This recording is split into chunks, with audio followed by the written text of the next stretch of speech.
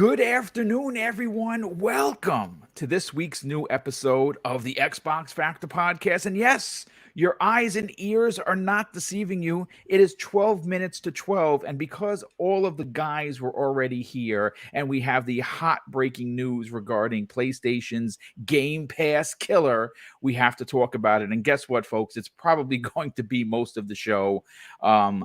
Listen, we've been talking about this for weeks. We've had leaks from everyone, including Jeff Grubb, and obviously he was very close with the numbers. And it turns out that the original $16 per month without day and date releases turns out to be actually worse. It's $18 per month, or 100 and I believe it's you know what? Before I get into the actual specs, because I have the blog post in front of me from PlayStation exclusively, and this is from Jim Ryan.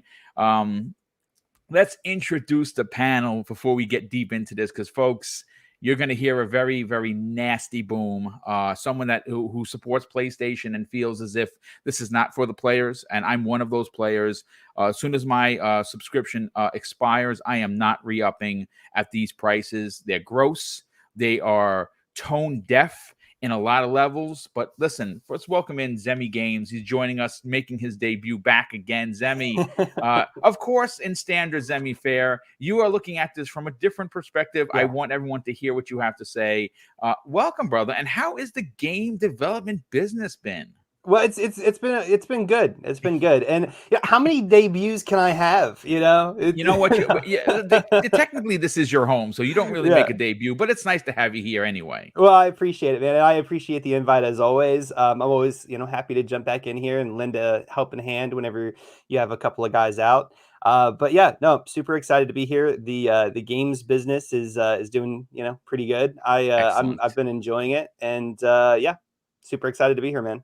Well, we're glad to have you, brother. And if you didn't know, he did produce his own video game with the help of one other guy. Two people made this game. It's called Back to School. You should definitely check it out. It's available on Steam and Xbox for the incredible price of $5 and something you could play with your kids. I think it's fantastic, and I love the aesthetics. But let's continue with Fuzzy Belvedere making. Fuzzy, you'll be with us on Friday morning, but I couldn't help but ask you to be a part of it. You have been extremely vocal regarding the microtransaction situation with Gran Turismo 7. You have not been shy about your distaste for it. And this new pricing scheme for the new PlayStation Plus is not only a joke, but it is an insult. And I would imagine you have a lot to say. Oh, yeah. This is going to definitely be an interesting show. I'm glad to be here with you guys. But man, oh, man, I just kind of feel like PlayStation is not listening. But hey, tone deaf. They're listening tone to deaf the I guess the word of the day on Twitter. Yeah, I mean, listen, we're going to get into that. What the Twitter streets are talking, and for the most part, it's not good. But hey, Mav, welcome back, brother. Glad that you are here. You have a lot to say about this. Welcome to the program. Hey, what's up, Boom? I'm super happy to be here. This is a crazy day because I got a lot to say, Boom. Yeah. Well, again, considering that we're only going to probably hit one topic today, and this is going to be the main topic of discussion, it's going to be as Greg Miller would say, it's a conversational podcast. Folks, listen. Before we get into any the further with Boxenberger, listen. We went a little early. Do me a favor, if you would mind, share this on social media. Let people know that we are live, just in case the notifications aren't going out, because we're going to get into this hot and heavy momentarily. But Boxenberger, the time zones have finally synced, and you are back, my friend. Yes. Welcome. Thank you. I'm glad. Over the weekend, we also switched to some. What do you call it? Summertime saving or something? Yeah, daylight saving. Daylight saving. We call it summertime in Germany. But whatever. The clocks are synced again. I'm happy to be here for the full show. And yes, we have a lot to talk about here. This is a crazy thing that happened today, and I also have a lot to say. So yeah, I can't wait. Yeah, me too. I did throw the link out to a couple of people. I talked with King David this morning, and in the best burly man's voice you could imagine, he answered the phone laughing. And he laughed for about 5 minutes before able to actually speak regarding the situation. Now, look, I have a couple of quotes here. Jim Ryan was interviewed once again by GameIndustry.Biz, and he had a lot to say regarding day and date. And I'm going to read you those quotes momentarily, but let me break down what was put out this morning from the official PlayStation.blog. Okay, now these are the 3 tiers, and this is the press release, and this was written and posted by Jim Ryan, president and CEO of Sony Interactive Entertainment, and he says this in the opening. Since launching PlayStation Plus in 2010, SIE has been at the forefront of innovation with game subscription services. Lies. We're thrilled to be the first console membership service that included a refreshed library of games through PlayStation Plus, and also launched the first console game streaming service with PlayStation Now. Today, we are pleased to share with you the official news about changes coming to our subscription services. This June, we're bringing together PlayStation Plus and PlayStation Now in an all-new PlayStation Plus subscription service that provides more choice to customers across 3 membership tiers globally. Our focus is on providing high-quality, curated content with a device portfolio of games. Below is an overview of the 3 membership tiers. So let's break that down, ladies and gentlemen. PlayStation Plus Essential, the bottom of the barrel. The benefits are 2 monthly downloadable games, which is like Xbox Live Gold, exclusive discounts, cloud storage for saved games, still locked behind a pay subscription wall. That's gross. And online multiplayer. Now, so it's basically what they had previously as PS Plus. Yeah, PS Plus. Except for we're going to get into what they took away from the current PlayStation Plus members, and it says here there are no changes for existing PlayStation Plus members in this tier. Now, here's the pricing structure: $9.99 monthly, $24.99 quarterly, or $60 yearly. But here is what they don't talk about, what was removed. Currently, in your PlayStation Plus membership that you buy, like I said, I got mine from CD Keys for $33 or $31, and I bought 2 of them. We were entitled to all of what I just read, but you also got their PlayStation Plus library of all their first-party games. Well, folks, guess what? That has been removed from this tier. So Essential gets you that, but you also lose the ability to play all of these PlayStation 4, high quality AAA games like God of War and Last of Us 2 and whatever else has been put in there. You lose that. When Xbox launched Game Pass Ultimate, if you were a gold member, they moved you into the Ultimate subscription for the price of free. They brought you to the upper echelon, and your new billing cycle would be when your gold subscription had expired. And when I did that, and this was E3 2019, I already had 3 years on the book. So all 3 years of my gold service were now moved into Game Pass Ultimate for the price of nothing. Right? So that's wonderful. Well, here is PlayStation Plus Extra.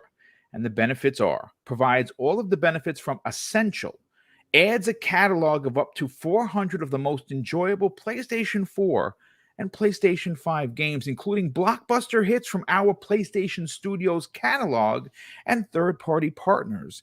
Games in the extra tier are downloadable for play. And that's exactly what I was just telling you that was removed from the current structure, which is PlayStation Plus. Well, their monthly tiers are $15 a month, $40 quarterly, or $100 yearly. Now, here we go, folks. If you thought that you were moving beyond the velvet rope to get into the back VIP room, this is what PlayStation Plus is offering in their premium service. Provides all of the benefits from Essential and Extra tiers. Adds an additional 340 games, including PlayStation 3 games available via cloud streaming, and a catalog of beloved classic games that come from the original PlayStation, PlayStation 2, and PSP generations, offers cloud streaming access to original PlayStation 1, 2, PSP, and PS4 games offered in the extra and using PS4 and PS5 consoles plus PC, and timed limited game trials will also be offered in this tier, so customers can select the games and try them before they buy them. And the pricing structure, and this is where we get egregious, ladies and gentlemen, $18 a month, $50 quarterly, or $120 yearly. Wow. Okay. Well, there's a lot to unpack here. And I'm going to go first to Mav. Mav, we got to get you in on this. Listen, this is a worst case scenario for me, because when you talk about value and you're talking about one versus the other, and that's what we have to do in these conversations, right? We have to talk about PlayStation and we have to mention Xbox. And when we talk Xbox, we got to talk PlayStation because they are direct rivals. Okay, so Game Pass Ultimate, you get day and date games, right? First party games. You get all of the online services. You get discounts. You get discounts for the games that are in Xbox Game Pass. You also get the ability to stream. You get the ability to play online. All of the same things. But the one thing that we can say about the one versus the other is Sony's idea of value is really not a part of this conversation, because value to the customer means that you're going to give us more than what we're paying for. And they're actually charging $3 more for a service, a premium service that does not offer day and date games. It offers only demos, which is ridiculous. What are your thoughts on this new article or posting from Jim Ryan?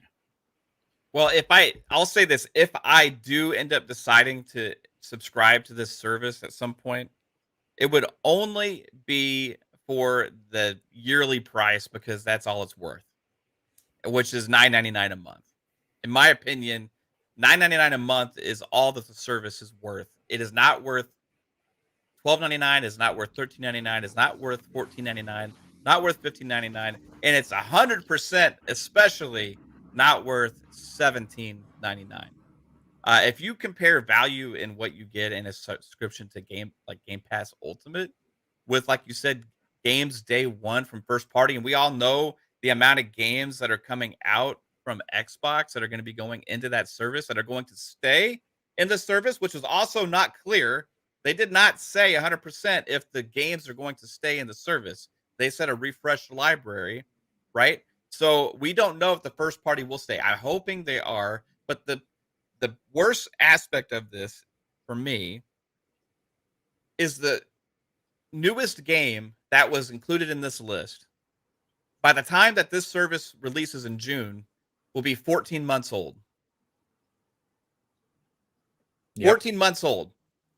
If you are putting games in that are like 14 months plus old into a service, that does not add any value for me, because you can get those usually bargain bin cheap. You can go get them on eBay or whatever, usually for a lot lower price anyway. So if I'm subscribing to a service, I need to know, what am I saving? How is it helping me value wise, financially benefiting me?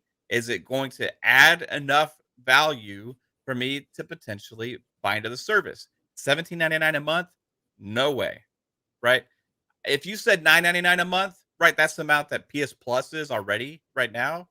You know what I mean? I could foresee, okay, you go into that and pay that amount, and that's okay. So if I do decide to do it, that's the only way I'd consider it, and that's the way they should have it priced. There should not be a monthly charge that's that drastically higher than what they're offering for that. Significantly higher. Yeah. That is $3 is $3. I don't care what anyone says. You broke it down. It's $96 a year more for if you pay a full price for the if you pay monthly for, and see, here's the thing. Matt, I'm going to give you back the mic in a second. Just to jump on what Mag was saying, to bring people in on the conversation. If you pay $18 a month for 12 months, right, it comes to like $216. if you were to pay the one price of $120, you would save like 96 something dollars, right? I was talking with King David, who got the link, by the way. Hopefully he can get in here because, like I said, he opened up the phone call laughing. He says that if in his opinion, and I don't want to put words in his mouth, this is literally directly what King said.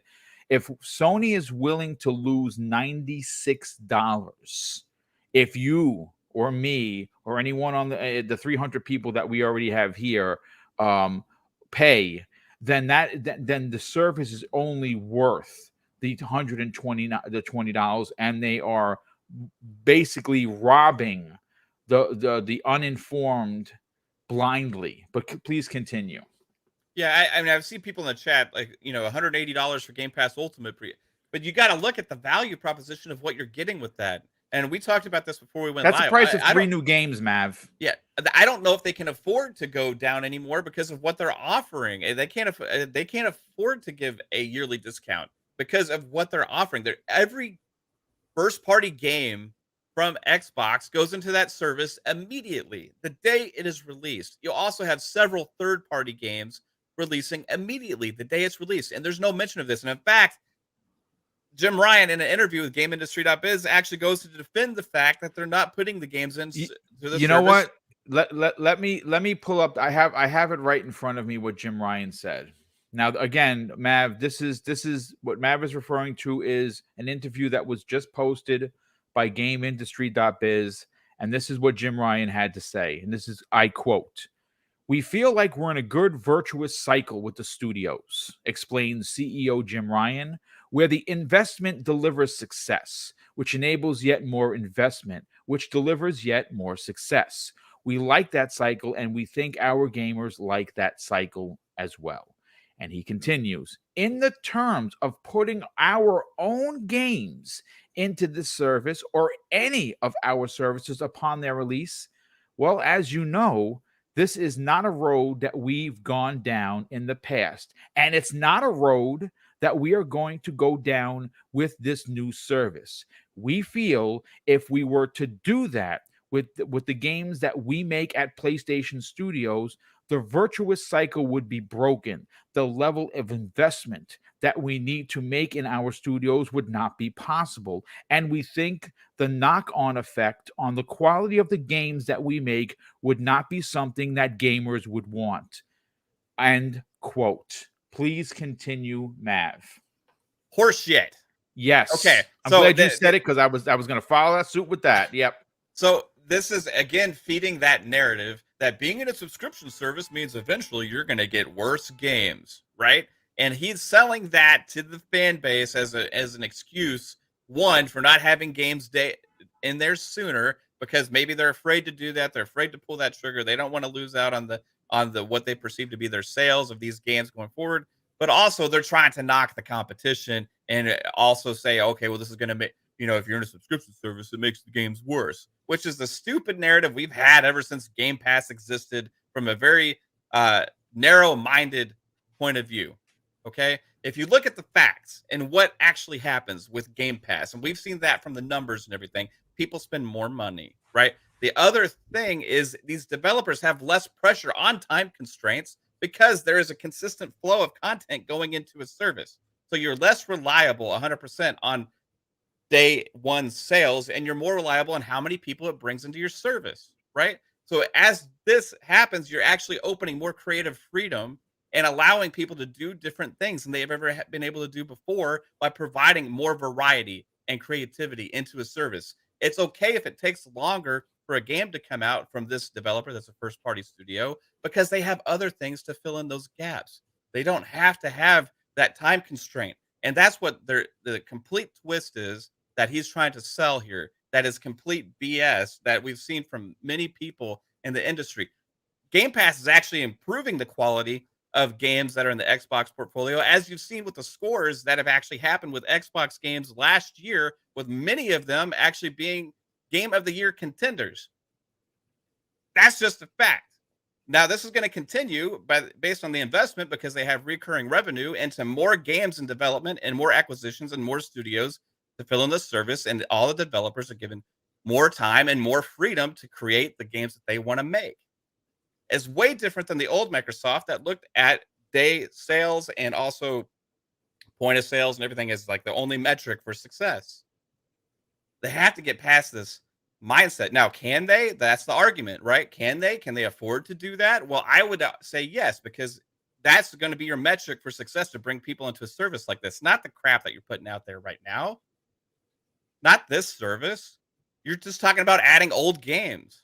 You don't just, and not only are you adding only old games to the service, but you're adding only old games and you're gatekeeping them and removing the ability for a lot of the old games in the top tier service potentially to purchase separately. If you can have PS1, PS2, and PSP games in the service, can we purchase those separately?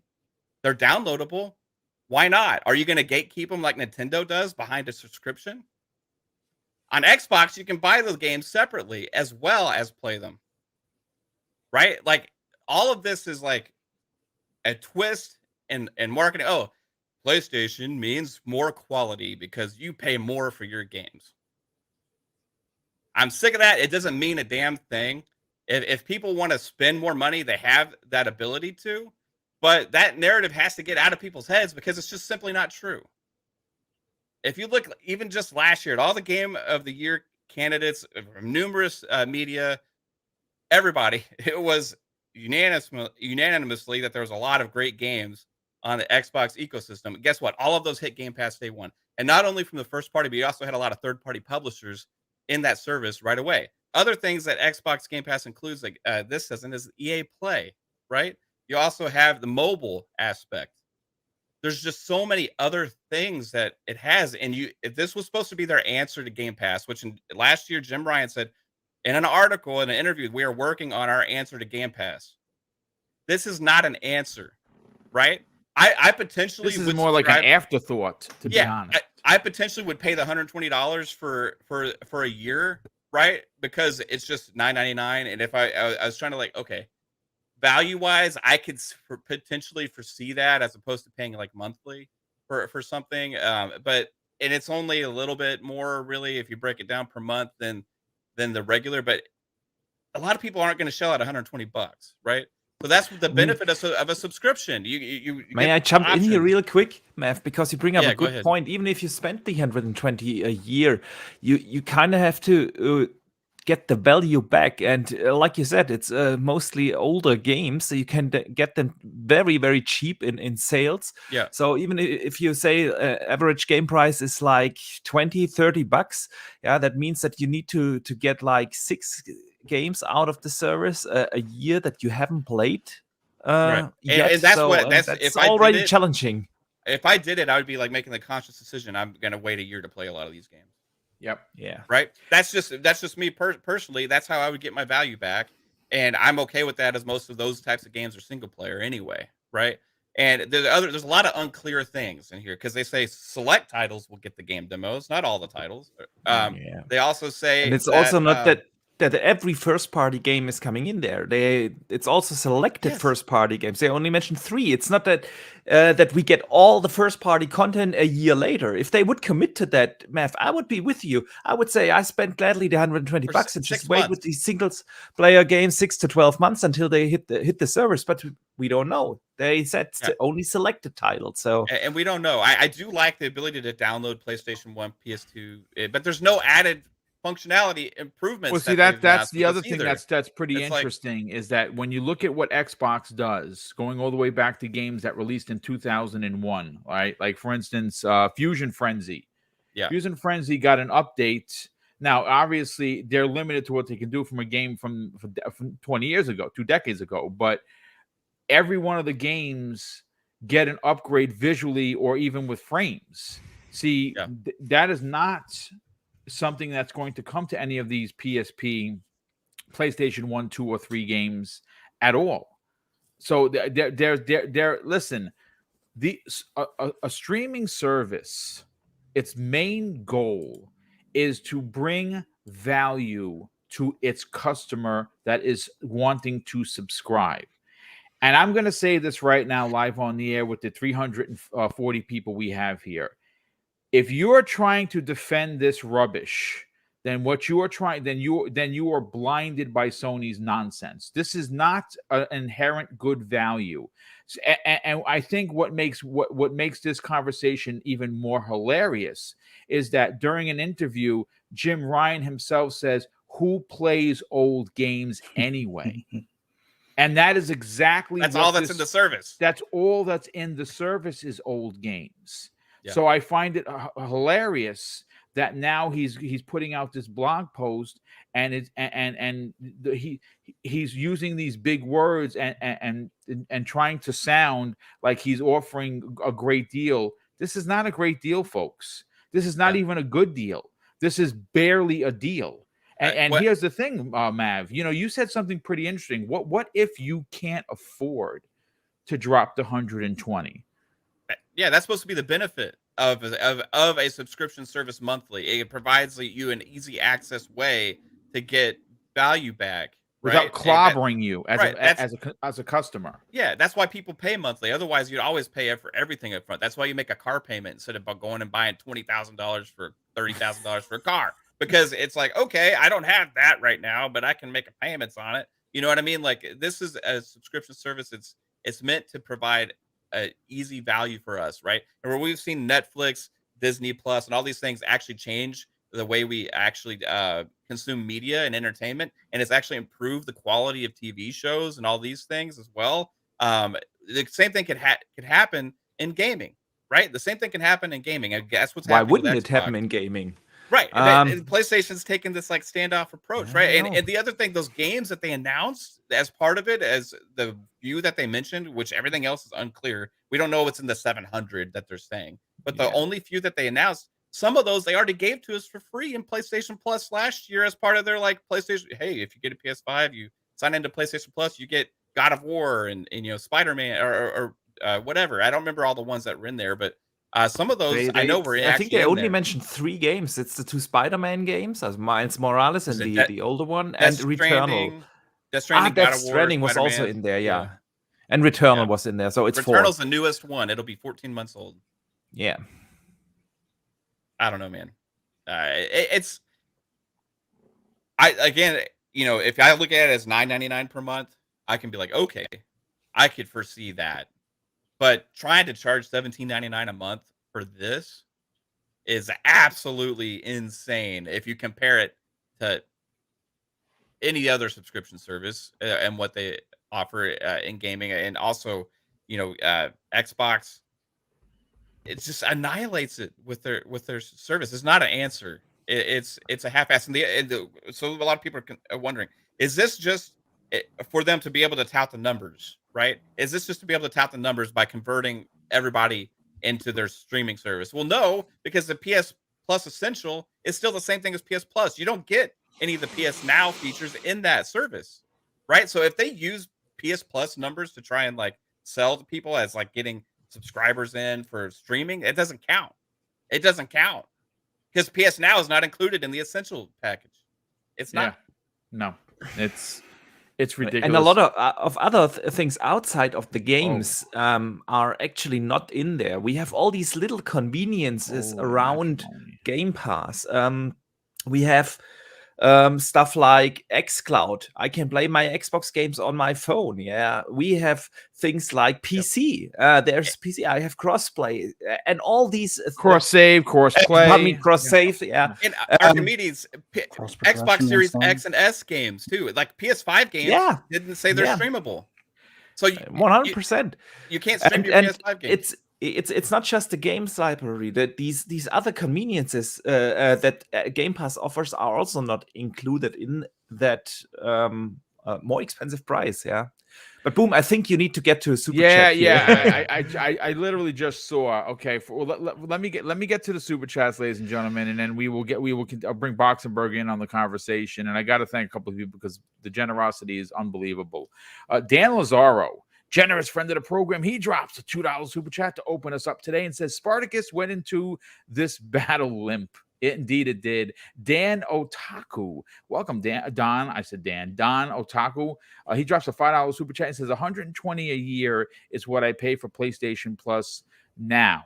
So I don't care about the price, but the fact that I get barely anything added in value is a terrible look for Sony indeed. Jacob Novick drops a very generous $5 super chat and says, make cloud saves free, the old games buyable, games downloadable. This is 100% DOA, in my honest opinion. Jim should be fired. He just clearly does not understand. And that's the other thing. What they could have added here, which I think is a complete miss, is one of the biggest crux in the conversation when it comes to PlayStation 4 to PlayStation 5 upgrades is that $10 fee, right? And I'm not paying that. I should Xbox doesn't charge me, then Sony shouldn't charge me either. They could have said, hey, listen, if you get the premium tier, all 4 PlayStation 4 upgrades to the PlayStation 5 are free. And that would have that could have made, I mean, it still wouldn't make a big deal for me, but I'm just saying that it would be it'd be to the betterment of the community. And it appears that they really want that $10 because you're still going to have to pay that if an old game gets upgraded and you want the better visuals and the use of your controller.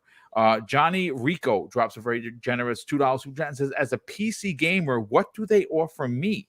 The answer is nothing, unfortunately.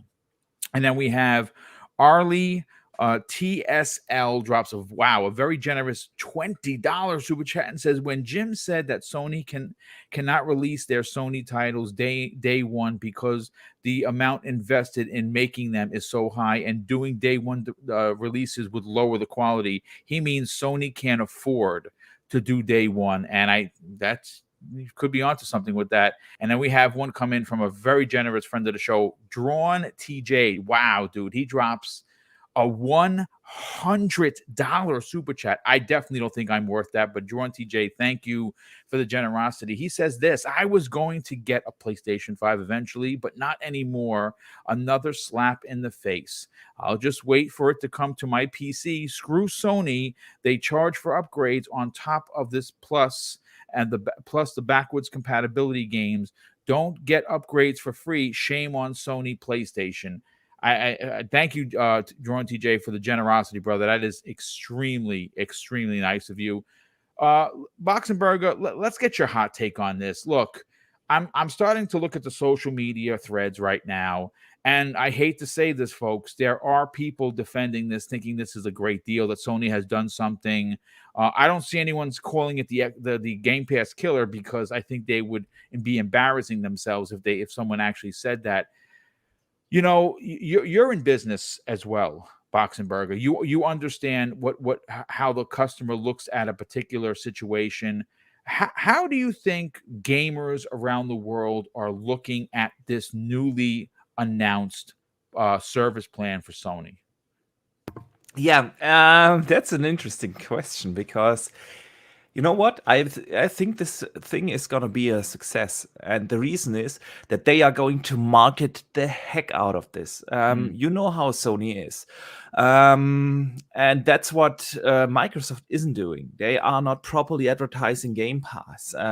There's zero advertisement across Europe for Xbox or Game Pass. And that is definitely something that Sony is going to do different. And that's alone a reason why a good marketing campaign can bring in customers, especially those that are not the hardcore gamers like we are, that read up on all the news, that spend their time on social discussing gaming and so on. So what just happened? That was me. I was typing and I hit the wrong button. Just, did he kick me out of the show? I don't know. No.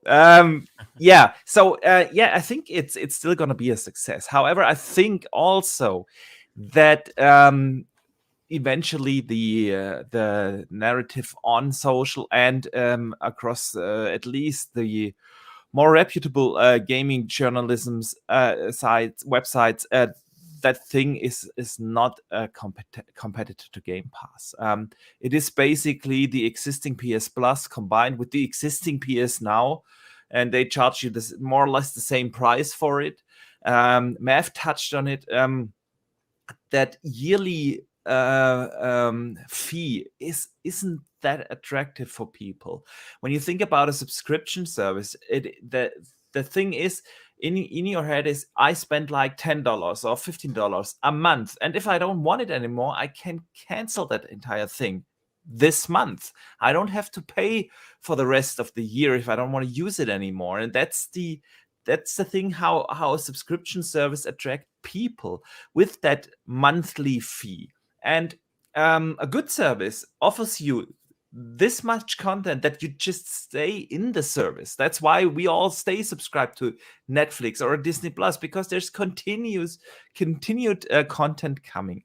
Now, they really didn't announce anything about how they want to support that after launch. What is their plan for the cadence, and how they bring in their first-party games? How do they work together with third parties? Are we gonna get third-party day-and-day deals?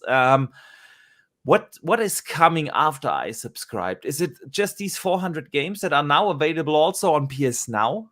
It's really nothing new. All these games that they mentioned are already available on PS Now. Boom, you said it in the beginning. They are taking stuff away. These PS classics, or what they call them. These first-party games from the PS4 era that we get now. Yeah, it was. I think the official term for it, Boxenberger, was the PlayStation Plus collection.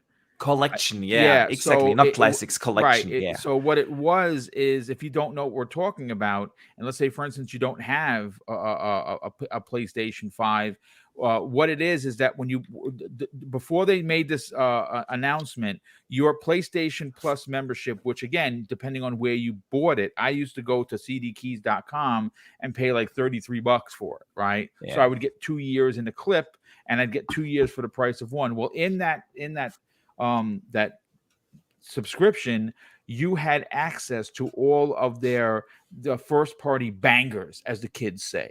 And that was, that was the service. You paid your $60 for a year, even if you didn't get a discount. And let's say, for instance, you didn't get a chance to play Spider-Man or The Last of Us, you can now play that. Those are big blockbuster games. Well, in the bottom tier, which is where everyone is going to be funneled to, according to the blog post, meaning that my current subscription doesn't end until November of 2024, because I bought 2 cards last year. So what they're saying is that my subscription isn't going to be lifted and raised, because I've only been subscribed to PlayStation Plus since its inception, but they don't care about the customer. They don't care about me.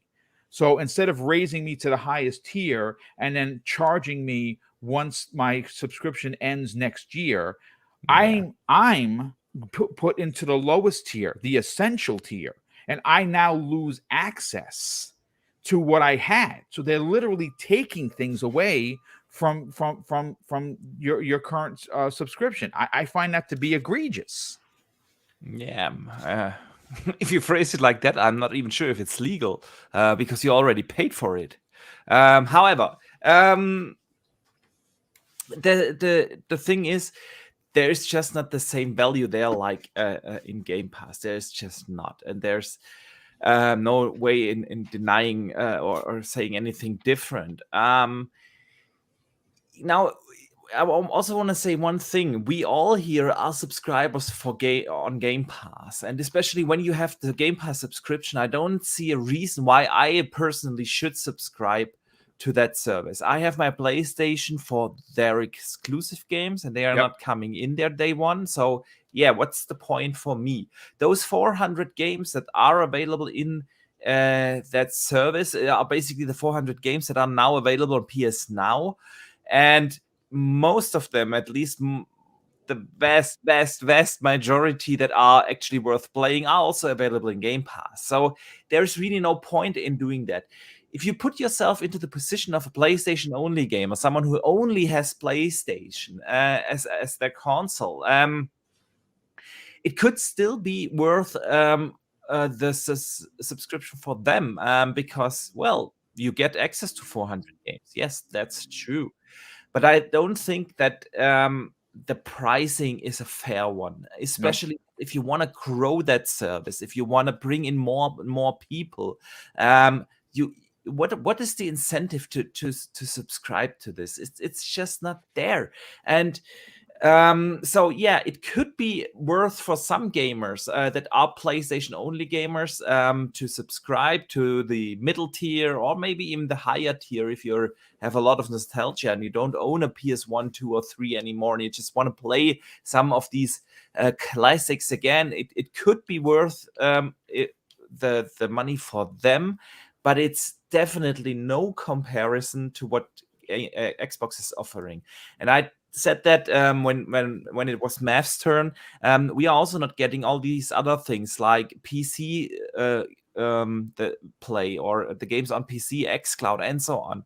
So yeah, the value isn't there, and it is really surprising that Sony went this route because Xbox has, and I've said that many times, Xbox has made gaming cheaper than ever before with Game Pass. Yep. And Sony started this generation by making gaming the most expensive that it's ever been with the 80 euro prices. That's $93 what we pay here across Europe in Europe for Sony game. Gaming has never been more expensive than on the PlayStation. That's just a fact. And now Microsoft is trying to win the customers over by offering them value. All that Microsoft does is, see, we have free cloud saves, we have this, and if you want to pay a little bit more, yeah, you get Game Pass, and if you want to pay for Game Pass Ultimate, you get Live and xCloud and PC and all these things in there, and they just throw value and content at you to win you as a customer, while Sony is just saying, okay, if you don't pay us enough money, you're just not gonna go and play the games, and that's just a very significant difference in the philosophy in how to win customers over. One is offering value, the other one is threatening by not paying enough money to not being able to play your games. And this subscription service would have been a perfect chance to change that narrative a little bit, to give the PlayStation customers and fans, which I'm one of them, more value for their money, to just bring me into the ecosystem. And before I give it to the rest of the panel, I want to say one thing. Last week we had get the GDC, the Game Developer Conference, and there was a very interesting talk about the business of Game Pass, and they literally said, and I have the numbers here in front of me because I looked them up for a video I'm working on. Thank you. On average, in the first year after someone subscribes to Game Pass, people spend 60% more on game purchases.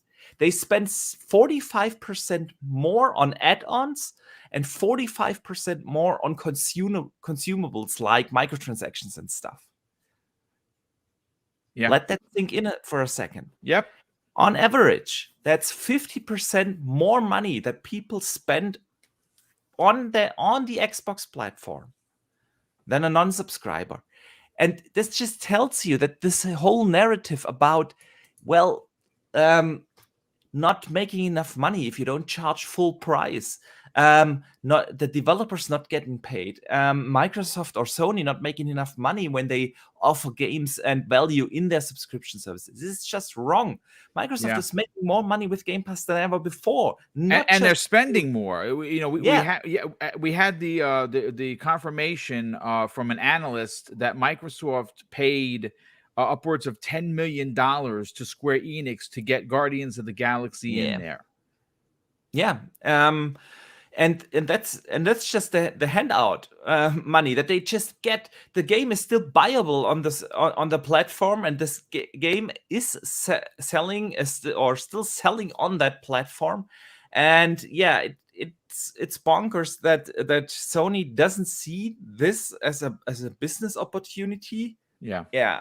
It's weird to me, and I'm a little bit disappointed. I would have hoped that Sony that does try to mimic Xbox here more, and not just throw the already two existing services that they have together, give them a new label, and that's it. Not more value for the gamer. And for me personally, You know it's what's money. interesting? Last night on Primetime Gaming, Boxenberger, Yeah. Everborn Saga, who obviously he's an artist and he created the Everborn Saga. He was under the impression that they were going to add something like Crunchyroll to the subscription service. And again, it doesn't have inherent value for me because I like anime, but I don't watch anime like that anymore. I did as a kid, and for me, it was it was Robotech, it was Macross, it was Voltron, it was the Guyver, things of that nature. Most of the anime today, I'm sure it's great, doesn't appeal to me, so that wouldn't be an inherent value for me, and that's not even in here. That's not even a part of the service based on the blog post directly from Jim Ryan. So to me, this is a monster miss. Absolutely. And maybe one last thing, Boom, I want to add is transparency. If you announce such a service, why didn't they list the actual library?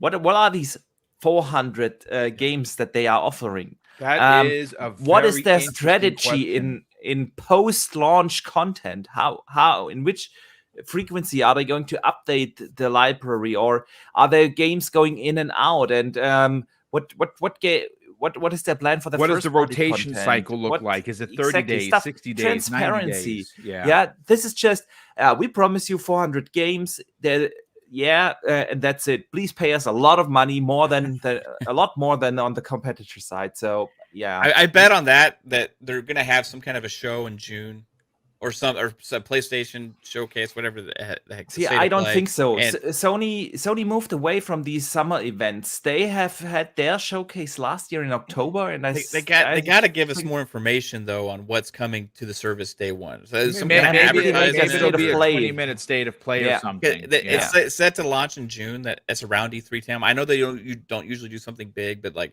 maybe a state of play right around E3. And they announce like a list of like the biggest games coming to the service, and they're gonna have to do that. But listen, before we get some of the other panel, we got to welcome in Mr. Joanna Dark. He got here. He had a meeting. So Joanna Dark, welcome to the program, brother. We're gonna get your hot take in a second, but I do got to bring in immediately because he's pressed for time. Everborn, listen. Your worst nightmares have come true. Crunchyroll not involved. I thought in you this. meant someone else bought Sega. Sorry, go ahead. No, that's worst case scenario nightmare.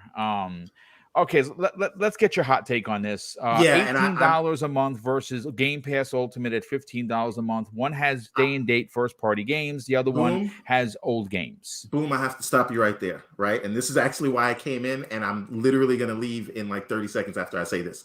You cannot compare the $17.99 service to the $14.99 service. Why? Because this does not include, the reason Game Pass Ultimate is $15 a month is because it includes Game Pass for PC. There's no PC element to this. Now you can stream some games, but you cannot install these games locally on your PC. They're just saying you can stream these games wherever you want through some sort of an app. Right. So remember, people need to remember this. Since this is locked to consoles, you have to compare this to regular Game Pass.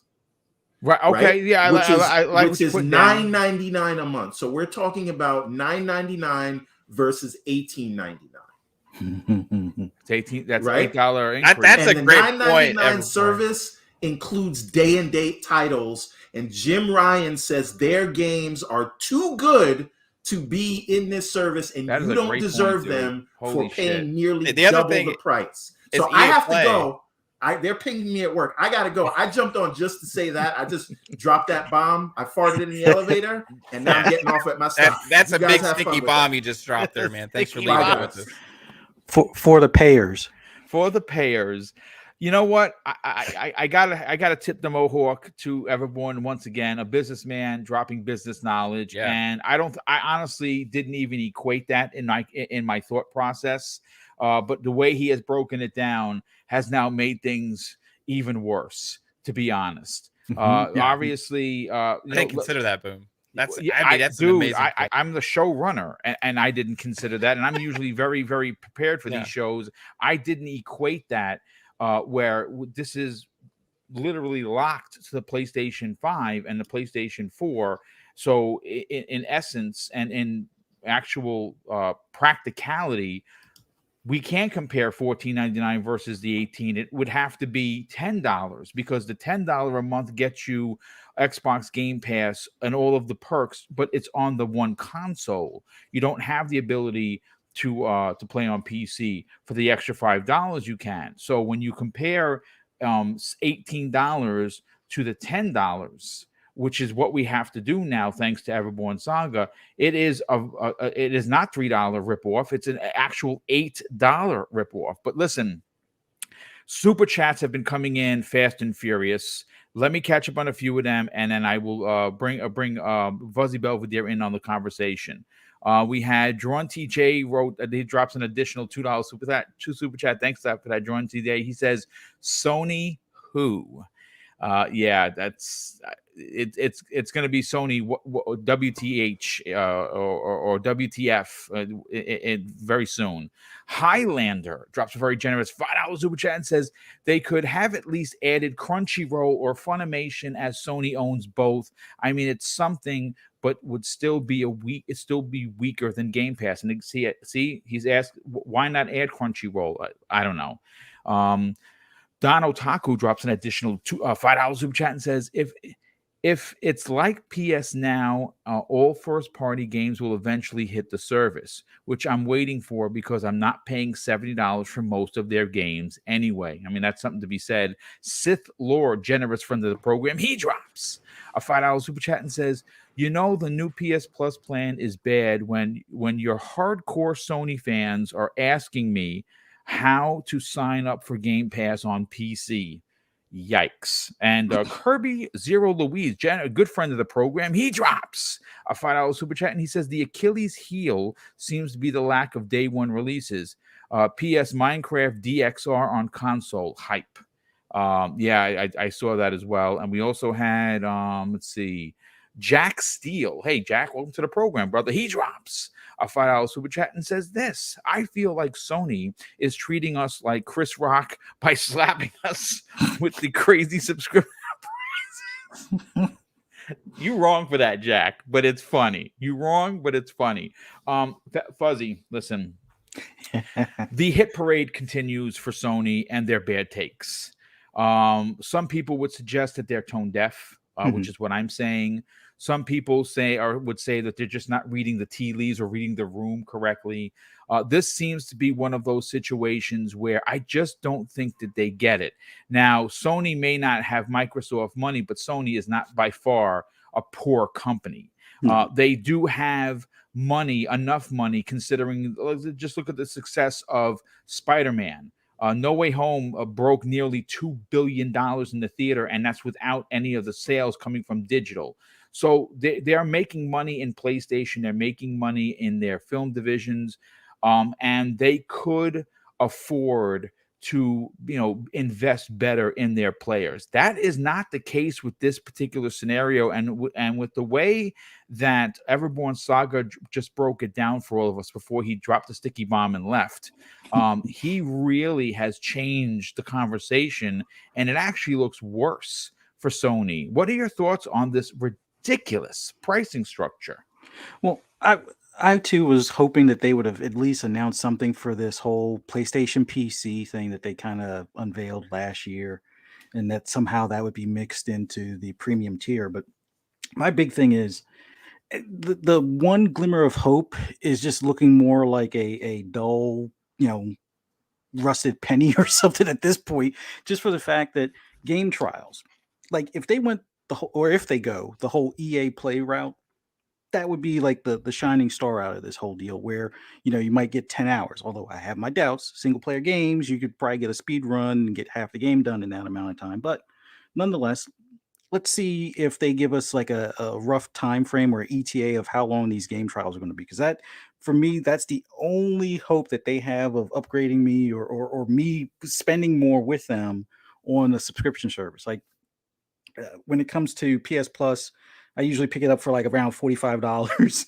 around the holidays and stuff. So it's one of those things where I have PS Now on a card for a year that I have yet to activate because I was kind of holding off until they announced this to see if you're already a member, you get upgraded to this, and they're not doing any of that. So might be auctioning that off or giving that away in some sort of sweepstakes later. But now the big thing is with the game trials, they have to at least tell us how long it's going to be. Is it going to be like new games? Like, is it going to be when Ragnarok, is about to come out? Or are we going to have a game trial for like a couple of hours? And then after those couple of hours, do I still have to pay $70 or do I get like 5% off, 10% off, anything? Well, they did say that there was PlayStation Store discounts. We just don't know. See, what you're talking about is the schematics of this deal, and it seems that they're being extremely vague. Now, whether that's on purpose or the lack of punctuality, I don't know what to say, because if you're going to make a blog post as detailed as this, it should have said, hey, listen, if you are a subscriber to X tier, you get X percentage off. None of that is in there. So that is a fantastic question. Yeah, it's just the devil's in the details, and they're not, going into the specifics on a lot of Typical this stuff. Sony, man. This is and I think was it Boxenberger or Mav had mentioned it earlier, as far as like the legacy titles. Can I buy them?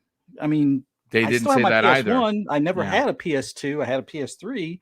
Am I going to be able to, like, the downloadable ones? Are they purchasable? I mean, nobody plays old games according to Jim, but hey, they got it in their highest tier, locked behind that paywall. But that's the only thing they're selling in the service. I don't. It doesn't make sense. Like, hey, real quick, JD in the chat. He says 465 people watching and only 37 likes, folks. This is the kind of tantrum that I could just shut the show down. I've seen people do that. No, I'm not going to do that because I'm having too much fun. But do me a favor, for the love of Jehovah, hit the like button. I don't charge for it. Trust me, I'm not Sony. I won't send you a bill. Hit the like button, share this on social media. And if you're new, and we might have some new people here, listen, consider subscribing. We hit 10K this year. I would love nothing more to finish off with 12 for the 2022 campaign. And if you are new and you like the content, please help me do that. But continue, Fuzzy. Yeah, I also I didn't really pay as much attention to some of the details. Like you brought up a good point earlier with the whole PS Plus collection, which was supposed to be a benefit for PS5, owners and stuff. Like you already got, like, I'm looking at it now, there's like 20 bangers that they have in this little collection here. And if they're going to take that away or move that up to the upper tier, it's like, y'all can kick rocks at that point. I'm not paying you more than what I already am paying for the stuff that I already have access to. If you want me to pay more, then I guess I'm not going to be buying stuff on this console much longer. But it just seems odd to me that, they were going to hype this up as being something to be an answer to Game Pass. And like many of you guys said earlier, this really isn't an answer. And everyone broke it down perfectly with saying, don't compare this to the $15 a month one, compare this to the $9 a month one. And, that just takes even more shine off of this turd of a rock as far as a subscription, announcement. But right now, I just need more details on that games trial thing. And if there's going to be more than the traditional discounts that the store has. If they give me a discount on the new games that I tried for like an hour or two, because perfect example would be a game like Returnal, kind of was on the fence and like try it. Okay. Oh, I save extra 5% after trying it. Yeah, I'll pick that up type of thing. But the way it stands right now, I'll just let my current, grandfathered PS Plus account subscription just expire once it's out in a year or two. So that's all I got. And one of the things that, again, I keep talking about it, and I don't know what the people think about it personally. I'm gonna let mine, when it runs out, it's just gonna run out, because I'm not paying these prices. I'm telling you that right now. I don't play my PlayStation enough to warrant 120 a year. I just don't. I have it specifically for their exclusives that I really, really like. So it's fine. One of the things that is annoying as AF is the fact that if you don't have a PlayStation service subscription, you don't get any cloud saves, and there's no ability to offset your saves to like a thumb drive or something. Pop your drive in there, save it in that way. And that is something that not a lot of people talk about.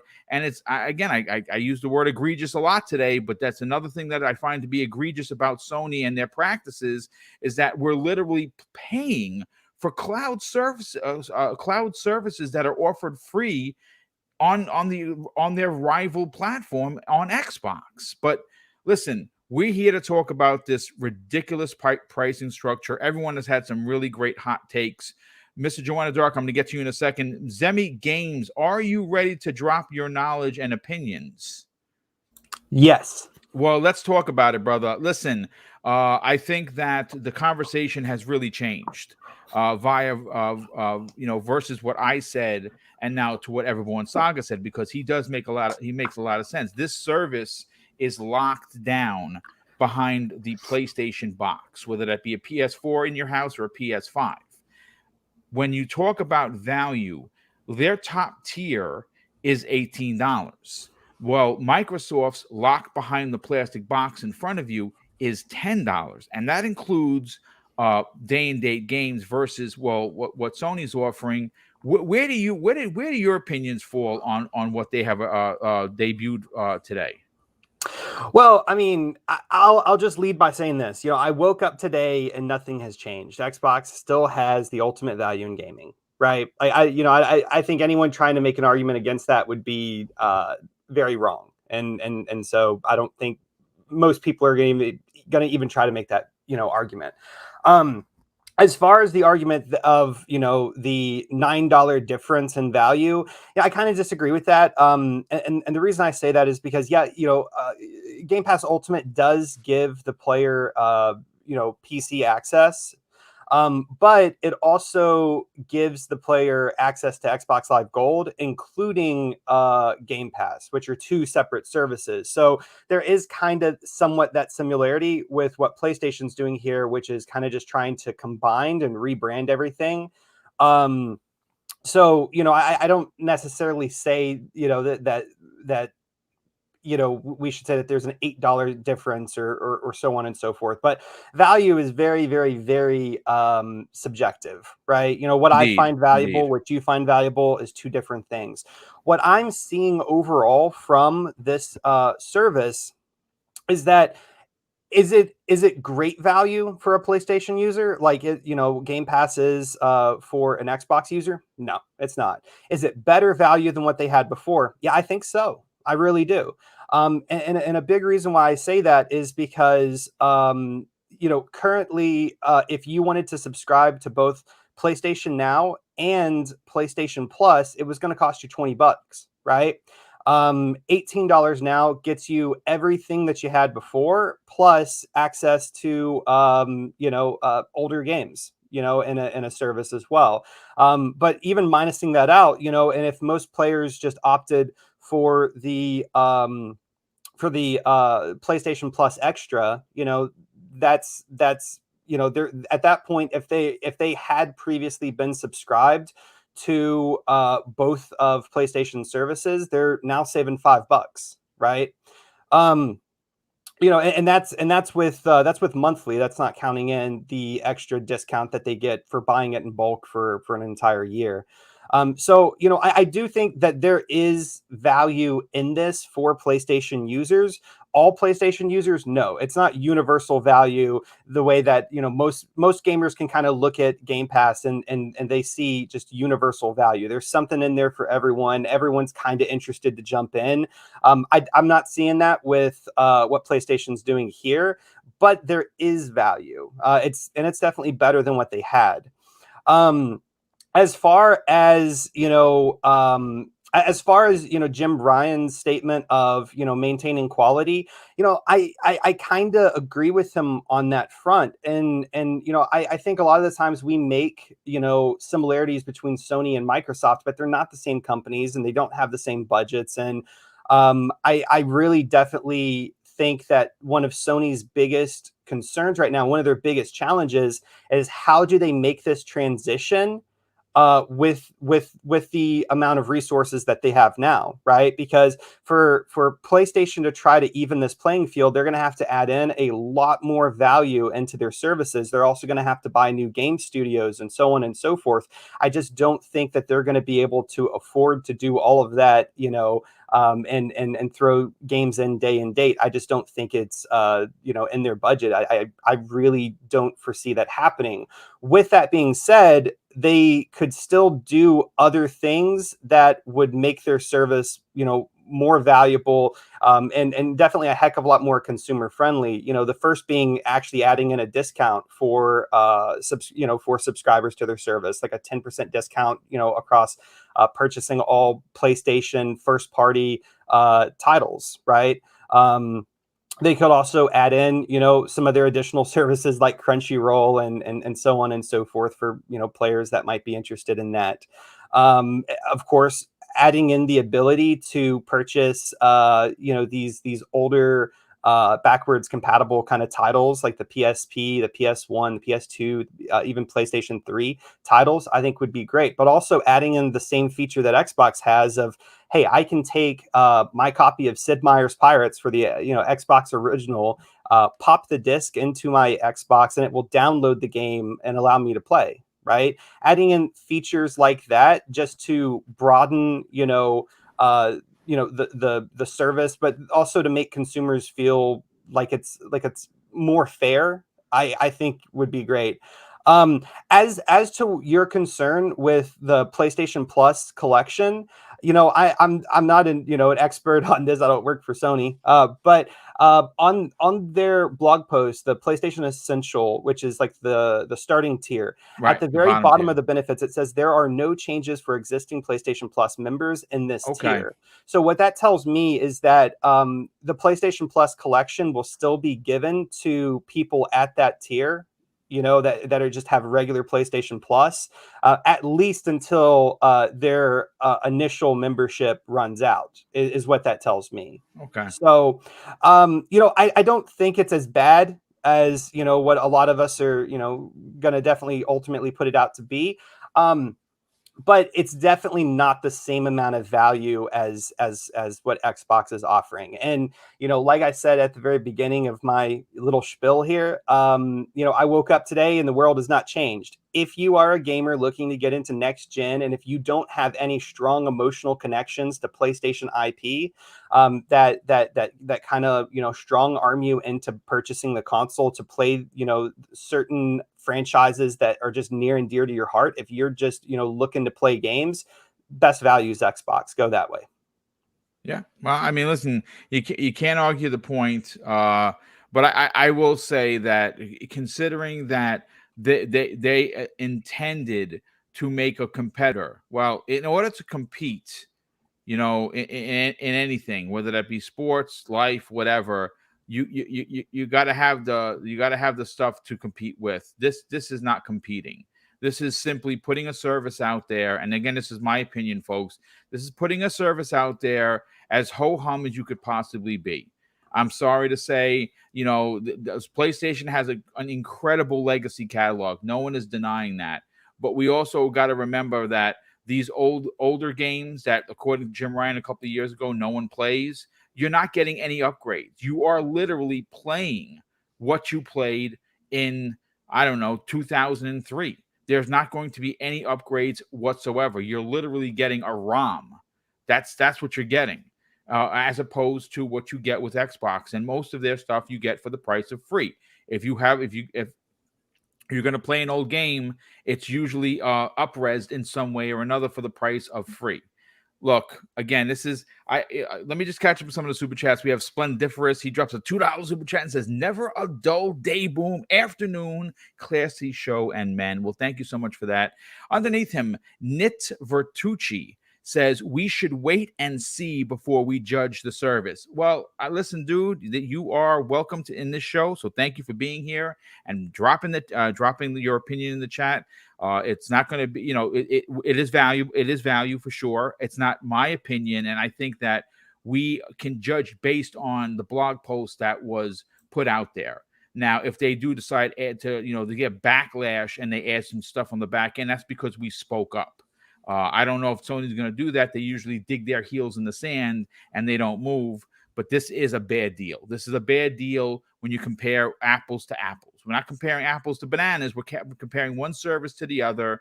And even though one is offering day and date and the other isn't, that isn't the only issue with this. It's the price. The pricing is egregious. I'm sorry to say it's laughable at best. But let's get Mr. Joanna Dark's opinion, and then we're going to move into what Microsoft see what they need to do. I think you have a wounded animal in Sony right now. They're on the ropes. They've had a terrible 2022. You can say whatever you want. You can paint any picture you want.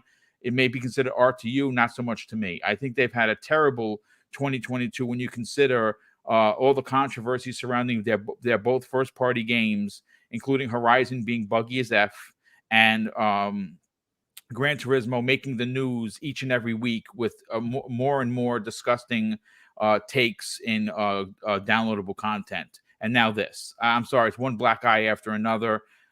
But before we get into what Microsoft should do and should act on this wounded animal, let's get Joanna Dark's opinion. Joanna, listen, you've obviously seen the news. This is what we've all been waiting for. Jeff Grove's been talking about it. Special Nick from Xbox Era has been talking about it. Hell, we've all been talking about it. And now the official numbers are in.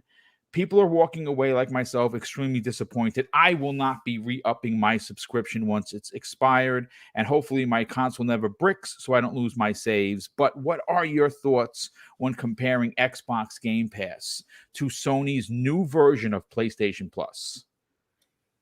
I'm selling my Xbox now and going over. You should sell your Xbox. Absolutely. No. That's the spirit. No. I have a couple of takes on this. I think it's a tale of two companies doing two different things, and Sony kind of taking different ideas to kind of start this, right? They were kind of behind when it came to subscription, to infrastructure and everything. And I think these are the baby steps that, of course, you have to stumble.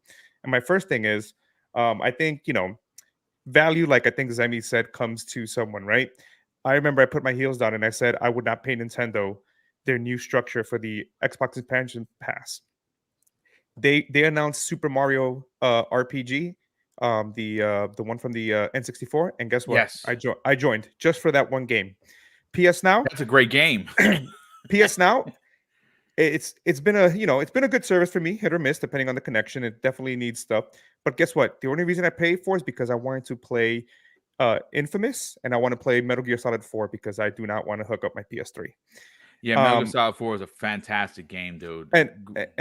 And what I see here is kind of a company that's kind of trying to emulate Nintendo. I always say this. They're trying to emulate Nintendo in the sense of saying that their games, their games are incredible, but they're trying to get them to that status. And at the moment with Jim Ryan's comments, I think he continues to try to see how long can he hold out. Similar to how when Game Pass first started, we all remember it wasn't day and date. And eventually they started putting the day and date games. With the PlayStation Plus Premium, I look at it as, why can't, if they're going to charge me and provide me with these PS1, PS2, and PSP games, then why don't you charge me natively for something that allows me to take my collection? I get it, the PSPs you can't, because that's a different thing. Some games were playable on the PS3, but at least give me the options for the other games to maybe run them natively and put that work. I think that, in a sense, if you're trying to entice me to come over and definitely entice the legacy of their games, I think you could definitely put more effort into it. And then secondly on this is the fact that, what are you doing to reach, the PC market? You got Nixus, you got all this. What are you doing to kind of garner people to come over? I think also it's the fact that if you want to bring new players in, right? If I'm new to the Xbox ecosystem, right? And this is what Sourbloww didn't have an Xbox. And what happened was he played Sea of Thieves via cloud streaming. Right. Afterwards, that enticed him to basically get an Xbox Series S and start playing some of the newer games. And I think that when you have some of the newer games, you may get those players that maybe want to play these new titles. And then the caveat of this is the fact that they can then go back and maybe experience maybe, the older titles. sometimes when you go out, I don't go to, I don't subscribe to Netflix sometimes, even though I watch first to get stuff that I can probably watch somewhere else. I subscribe to certain things because I want also the new things with the ability to also go back and revisit some of the old classic things. movies. Yeah. And I just look at this and I'm saying, hey, you know what? I'm not going to knock on it, because when they give me more information, and I think it's the tale of Sony this generation, I think the messaging sometimes is not as great. And to kind of just put it in a blog versus kind of maybe make an event, make a small state of play to really drive the passion of this rebranding, I think would have been better. Because sometimes from a blog or from an interview, you kind of lose the context of things. Yeah, I was going to say context can be lost. Yeah. It's kind of like when they say on Friday, right? You put bad news on Friday, and usually, when I think the bad news was that Xbox Live was going up, it was just put it like in a blog. It kind of feels the same way where, hey, you put this just in a blog. Do you really believe in this service? Do you really, Yeah, no, I actually said the same thing to Kay Asante. We were talking this morning. I'm like, they could have put out a 5 or 6, even a 10-minute video saying, hey, listen, Jim Ryan's on there. He's talking, PlayStation fans, I want to talk directly to you. I'm Jim Ryan, CEO of SIE. We're announcing today this, that, and the third. And they did not do that. So you're onto something, and you're asking great questions. Do they believe in the service? That's a great question. I think my last thing too, and I think this has been discussed by everyone, is that they seem to always want to off-put the cost of many things that they should be doing for the consumer back on the consumer. Correct. Meaning, if you want this, then I'm gonna need you to fund this. Yeah. Which at times is, what's the point, right? You're not giving me very much choice. You're not giving me much value. You're not giving me much service. I get it that you're the leading platform, but at some point, right? If the only thing you can hang on is the fact that you produce games that are, really great, that doesn't mean that nobody else can ever do that, right? We've started seeing little by little. And I think, they're trying to hang on to that cap as much as they can. And I think people that really are invested in the PlayStation ecosystem, people that cover PlayStation, should definitely be a little bit more critical and voice it in a proper way to continue to push Sony to do better, in the sense of, providing more for their consumer. I just think it's a big thing. As someone who plays, amongst multiple ecosystems, I always want to find a way to continue maximizing the amount of games I play across all of them. So I just think that we definitely, you can still say, hey, we need to do better. And maybe these are the tea leaves. And little by little, as long as we continue to push them, let them know, hey, this is not working. Hopefully they change. And again, until I see this in the wild and I'm going to take a look at it, and hopefully they announce some really top titles on the PS2 and PS1 and PSP that really brings people back. With the time demos, I don't really have to pay Nintendo. If I want to play the new Kirby, I can just go play the demo. And if I like Kirby, my save transfers over. Yep. And I can play it. Yeah. By the way, Kirby's dope. By the way. So, I want to see what these game demos are. Maybe if it's, game demos of third-party games that might be on the fest, for example, for Spoken. Sure. I'll jump in and try a demo for Spoken and see if it's a game that entices me to drop maybe $70 or save. So maybe those are some of the things that hopefully can consider some of those top third-party games and say, hey, you know what? We've secured a game trial for X game. Hogwarts Legacy as an example. And that would be cool. Yeah. You're absolutely right. That actually would be cool. But the thought of having to pay for demos, man, that's. I think. Boom, I mean, you're not paying for demos. You're getting trials and a membership. Like a demo and a trial are two different things. Like what EA does with EA Play, like that's a trial. Like you get to play like 10 minutes of like the actual game. I'm sorry, 10 hours of like the actual game. Yeah, and versus just having a vertical slice of the game that you can play infinitely, right? Like a vertical. But that's the thing what I meant earlier. They are not being transparent. The way how they advertise it now is basically, okay, if you move from the mid-tier to the high-tier value, that's one of the 2 key features that you will get is demos and trials. I think they said demos, but Okay, semantics. Thing is, this is a big advertisement Read it point right for now. them. Hold on, I'll tell you exactly what And that Yeah, it says limited time trials. That's what it Yeah, says. Limited no, time yeah, trials. and a Okay. trial and a demo are two very different things. Well, I mean, listen, apples, oranges, bananas, potatoes. All I can say is that you're literally being. They think by enticing you with these trials for select games. P.S. By the way, that justifies $18 a month or $120 a year. It does not. That again, my opinion, it does not. And look, everyone has had incredible hot takes. Everyone has had great takes on this. The chat is closing in, I believe, on 500 people, which is bonkers. So a big shout out to everyone here. Let me catch up with some of the super chats, and then we will get into what I think Microsoft needs to do. Because I think Sony's a wounded animal right now. This is supposed to be a good press. It's not good press. This is bad press. This is questionable press, in my opinion. And I think that Microsoft should put the screws to Sony to sell Game Pass even more. I think they can do that by getting some big bombs in there. We saw what happened with Tunic. Like Tunic wasn't going to be in there, and then all of a sudden Sarah Bond made the call, and it was in there. I don't know for sure if that's how it went, but that's how it was portrayed on social media. So we're just gonna go with that. But Evan Dalton, What's up, brother? Welcome to the program. He drops a $5 super chat and says, to be fair, Game Pass Ultimate does include live gold, which is needed for online. Sony's is still a terrible deal in comparison, and Microsoft should drop gold. Yeah, they absolutely should drop gold. There's no doubt about that. I absolutely agree. At some point, that would be pretty incredible if they did. They would really put Sony would be in big trouble if they ever dropped online play to free. Man, they would be Sony would be in big trouble. Drawn TJ, wow, dude, he drops an additional $10 super chat and says it's like buying a product from the USA and China, and the US product is a decent amount of money, but the great quality, while China is cheap quality and you get what you pay for.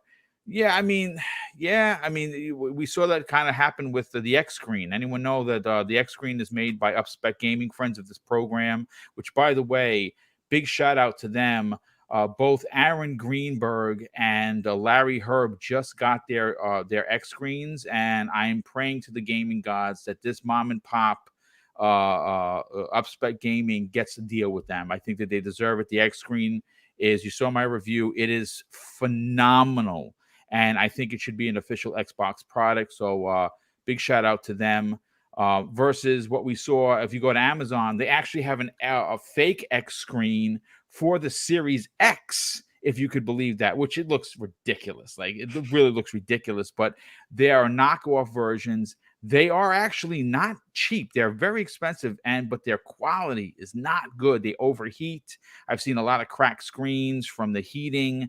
So don't buy those. If you want the screen for your Series S, go to upspecgaming.com. That's not a commercial they're paying me for, folks. That's just me wanting to support the little guy. One thing, Boom, before we 100%, before we move on from this, if I might say something, like one aspect of this that we can't overlook, pricing wise and value wise, is you have to look at the actual expense you're going to have paying for those games on PlayStation as well, because you're not only paying the $19 or $17.99 a month or $120 a year, but if you do want to play the games within a year, you're paying $70 per game on top of that, right? So, I mean, just value proposition wise, like you can equate, okay, $15 versus $17.99 and equate what that cost difference is. You know what I mean? But you can't. You have to also equate the extra dollars you're spending buying the games. And if you buy 2 to 3 games a year, that's $210 on top of that. Yeah, for first party that you wouldn't have to spend on Xbox. That's a fantastic point, dude. I didn't even think about that. That is a fantastic point. It's a huge difference. It's a massive difference. And to kind of talk about what Jim Ryan said about the quality of games, I disagree. Does that mean that everyone from the Xbox studios, because their games going to Game Pass, that they don't want to do their best work? I find that kind of statement Oh that's no, going to come back and haunt them. listen. Let me tell you something. You could say what you want, and I listen. My investment into these consoles is what I spend. I don't have any like if someone says something bad about Xbox, I'm going to cry. Listen, if you have your opinion, you have your opinion. But those were, in my opinion, again, this is my opinion, folks.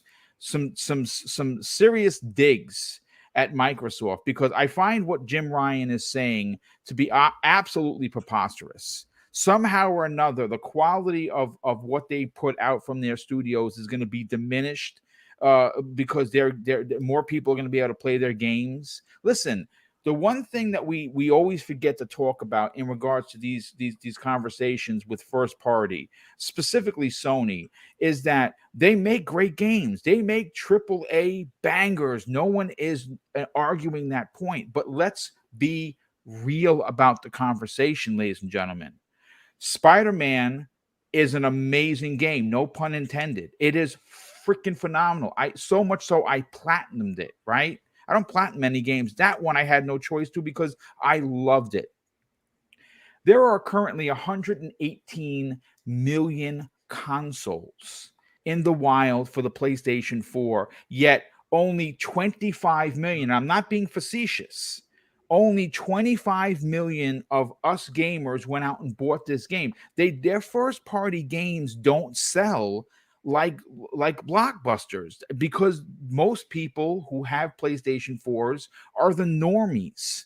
They buy 3 games a year. Usually it's Call of Duty and NBA 2K. They'll play some Fortnite because it's free to play. They'll occasionally buy a Spider-Man, right? They'll maybe buy an MLB The Show or a Madden, but they buy 3 games a year. So to simply suggest that they couldn't get more people to play their games because the quality is somehow going to go down if their games go into the service is ridiculous. I mean, I think what they're saying, or what Jim Ryan's saying, isn't like, I don't think it's a dig at Xbox. I don't think what he's saying is that Xbox's quality of games go down because they're in Game Pass. I think what he's saying is that they don't have the ability to do what Xbox is doing from that front because they just don't have the cash flow. They just don't have the capital.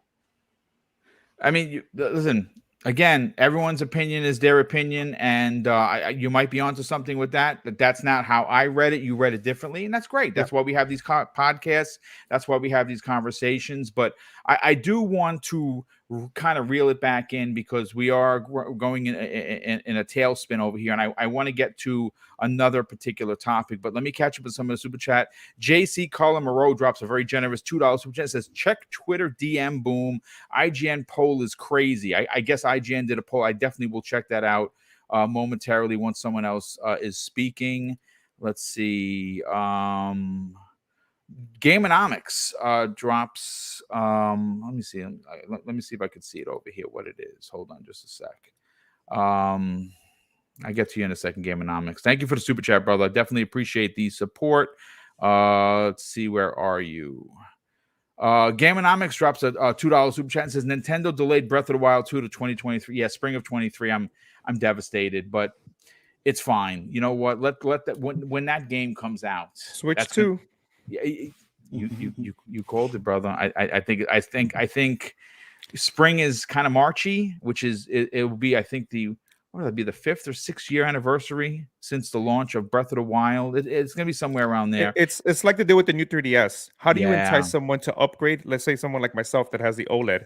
Give me a new machine with a banger title. Tell me what I can do on that machine that's very different from the current family of Switch.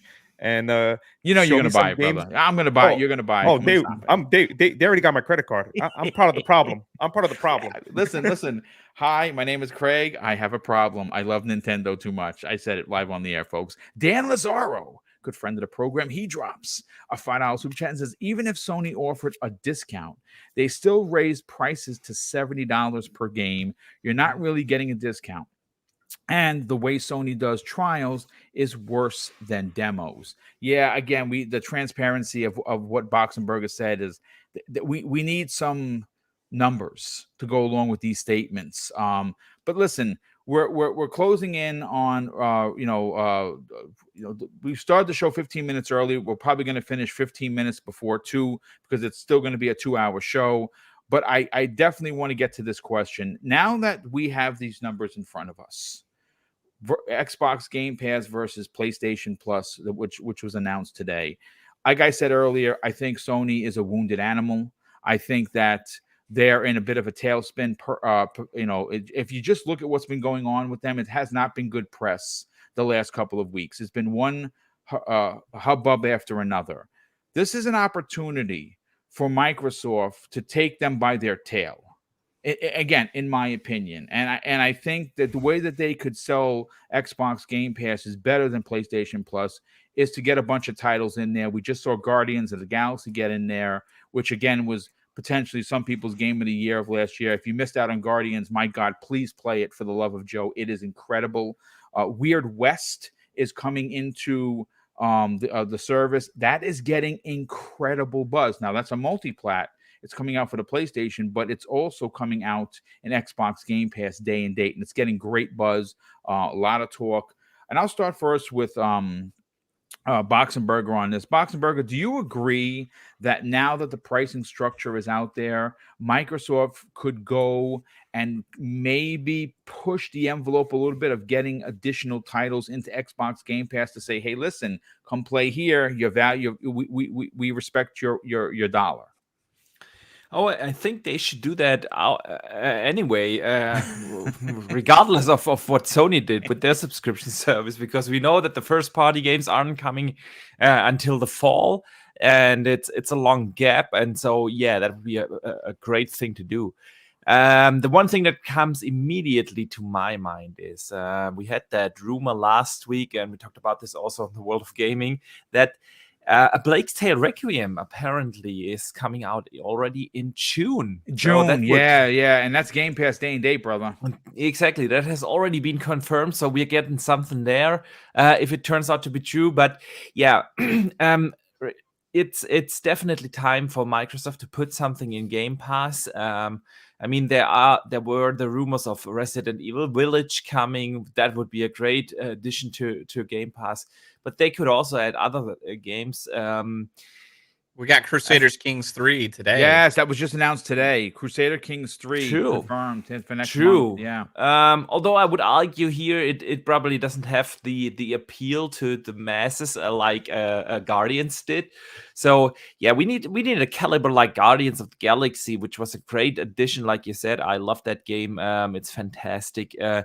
And yeah, the next game that will hit from the first party studios hit Game Pass is probably going to be Redfall, and the rumor is that this has already been delayed to fall. So yeah, it would be cool, and Microsoft definitely can get a lot of good will from the community if they would do something that like that right now.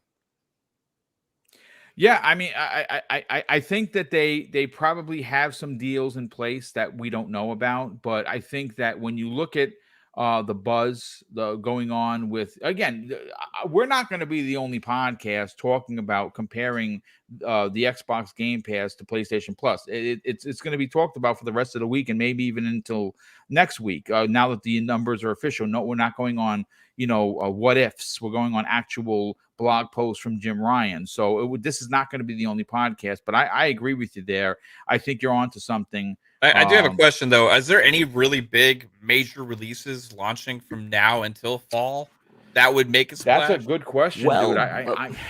Does anyone have any answers for that? Because I don't know, to be honest. I mean, do you consider A Plague's Tale? I think that's a big one. That's a triple. Well, that's coming to Game Pass though. That was in the case at E3. So I have a list here of releases right in front of me. Let me scan that. We get in April the Lego Star Wars Saga comes out, and MLB The Show has already been confirmed. Right. That's a big one.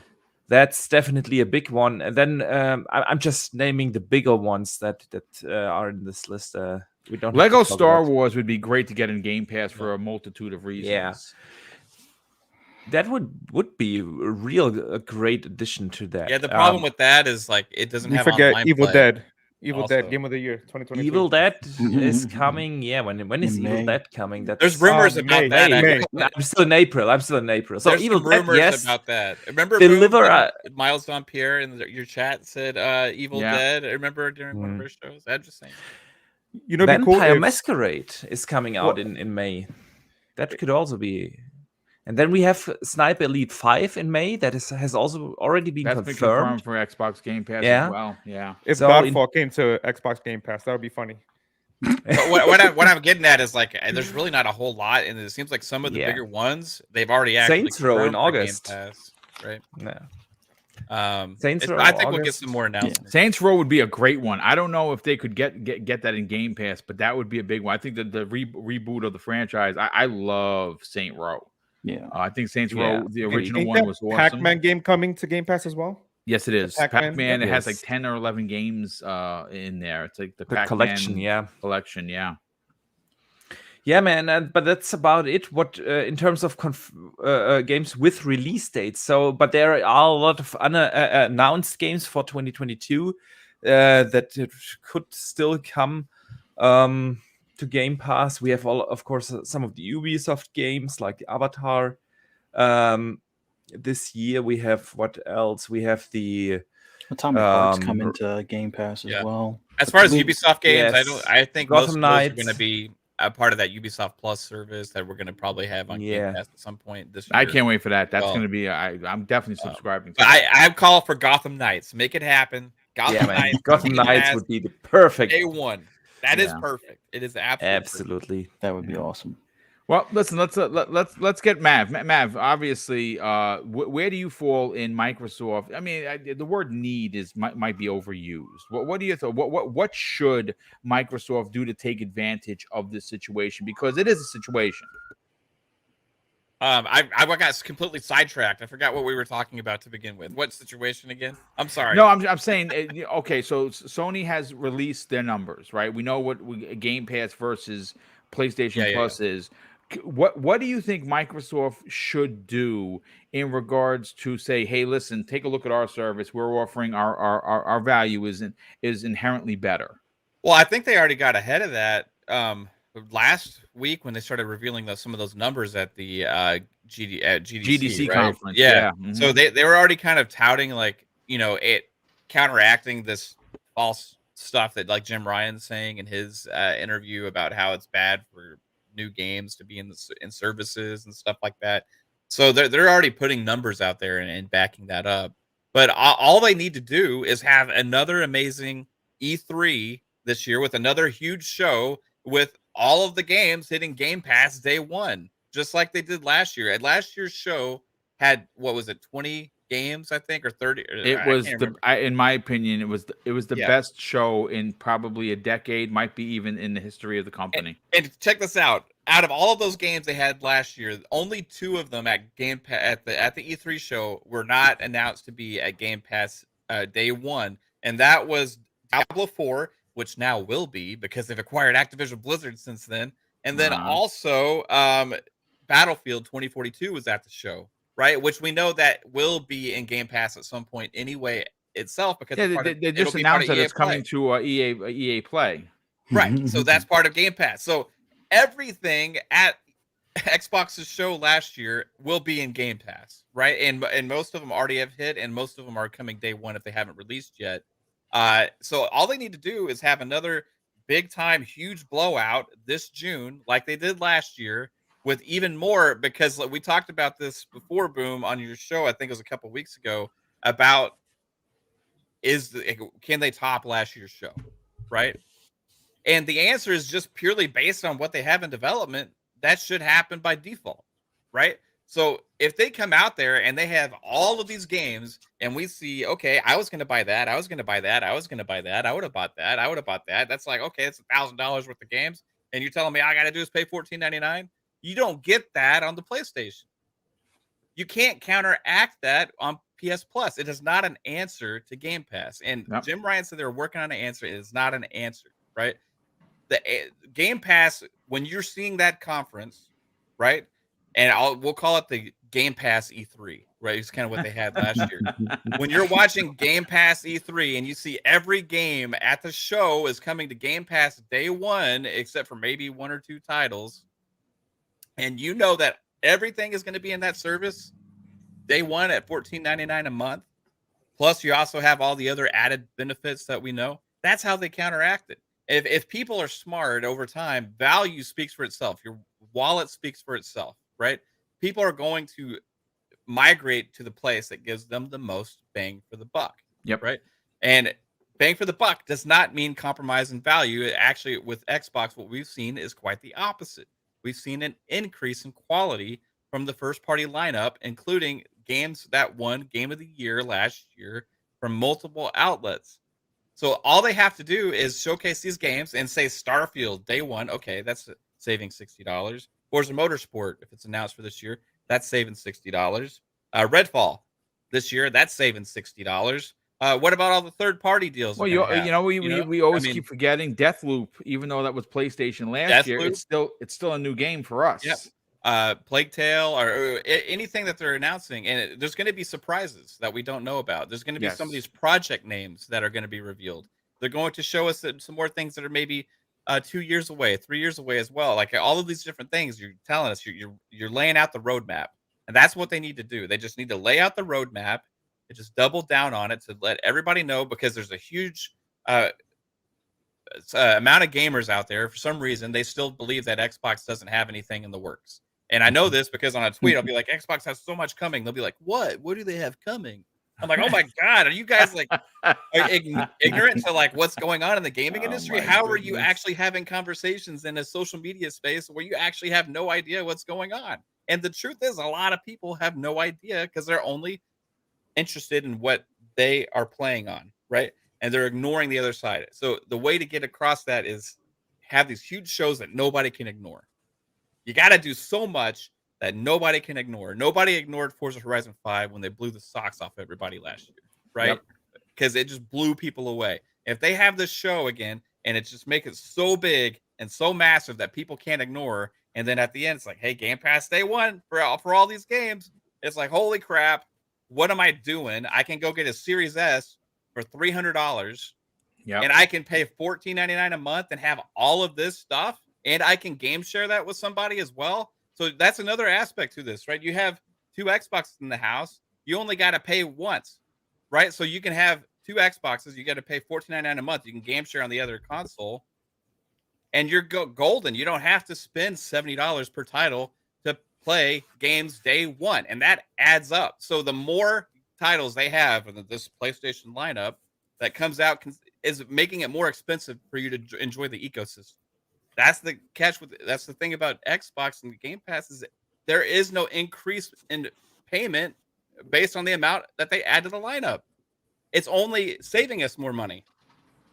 The value compounds year after year after year after year, and it's going to be exponential.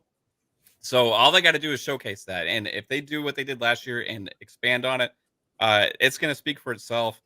And gamers should be begging for games day one in a subscription 100%. service. They should not be making like statements like, "Oh, it's bad for gaming," or "They shouldn't do this." Why not? Why don't you want to save $70 and play a game all the way through and be able to keep it forever as long as you're part of the service? It's not a bad thing. A lot of people buy games that they still get on Game Pass as well. And if you want to buy it, you can pay it. You get it for a discount, right? Like this. There's so much value there, and all they got to do is do better at making people aware. Yeah. Right. Scream it from the rooftops. Like go have a commercial. Right. Remember like Sega and Nintendo back in the day, like how they used to go at it. Have a commercial. Xbox, go for the throat. Right. Say it costs this much to play our Game of the Year contenders on Game Pass, including 500 titles plus whatever. Day one on PC, mobile, and Xbox, and it costs this much to play PlayStation's first party lineup. So basically, you're saying Genesis does what Nintendo don't, is what you're saying. Yeah, it'll cost you put out an ad that say this year it'll cost you to to pay like $1,000 to play Sony's first party lineup and a PlayStation 5. This year it'll cost you let's say like $480, right? Like the value is there. Like if you just start screaming this stuff from the rooftops and have advertisements for these games, and then tout the fact that it's also quality with all of these Game of the Year winners and stuff, the people can't ignore it. They just have to do better. No, at I like getting what you're that putting across. down. And Boxenberger actually talked about that. He said that they need to do better, and I absolutely agree. And I think this is an incredible opportunity to do so. Let's get Fuzzy in on the conversation. Then we'll get Zemi and Mr. Jones to talk and get everyone out of here, and then I'll catch up on Super Chats. Fuzzy, I mean, you've heard what Boxenberger had to say, and now Mav. What are your thoughts on this? Well, I agree with both of them as far as they just need to, have another good show as far as all the games that are going to be in Game Pass. And I think that'll be enough of a rock solid answer. There isn't much that they need to do outside of that. I mean, there are some nitpicky things I still would like them to see improve, like DVR stuff, but that's not really the stuff that they have to scream from the rooftops. All they have to do is just basically, like Mav said, show all these games that they're going to have for the next year or two, day and date and Game Pass, if there's any exception, so be it type of thing. But have a show where, hey, for the cost of the console and this monthly subscription, you get access to all of this and 300 plus more games or 400 plus more games. I think about the only other thing that would be kind of nice, and I know we've kind of just hinted at it earlier in the day, just to not really squash the whole PS Plus premium thing or whatever, but there's always been buzz about them doing away with gold, just kind of nudging everybody over to Game Pass. I like what you're putting down, going for the jugular, cut that throat. Just go ahead and move into the Game Pass model. I kind of figure they're going to do it once they reach a certain number that they're targeting, whether it be 30 million subscribers or 50 million, whatever the case is. I think that's probably the next big thing, because I think Sony's going to have a numbers edge just because they're quickly, conveniently, converting all the PS Plus members to PS Plus Essentials kind of deal. So it's like, oh yeah, we already have 40 million people signed up. But no, from an Xbox standpoint, they just need to show us, a new lineup of games. Give us an update on some of the ones that they showed from last show as far as the release dates. Looks like we're going to have a lot of stuff squeezed in between, April through December.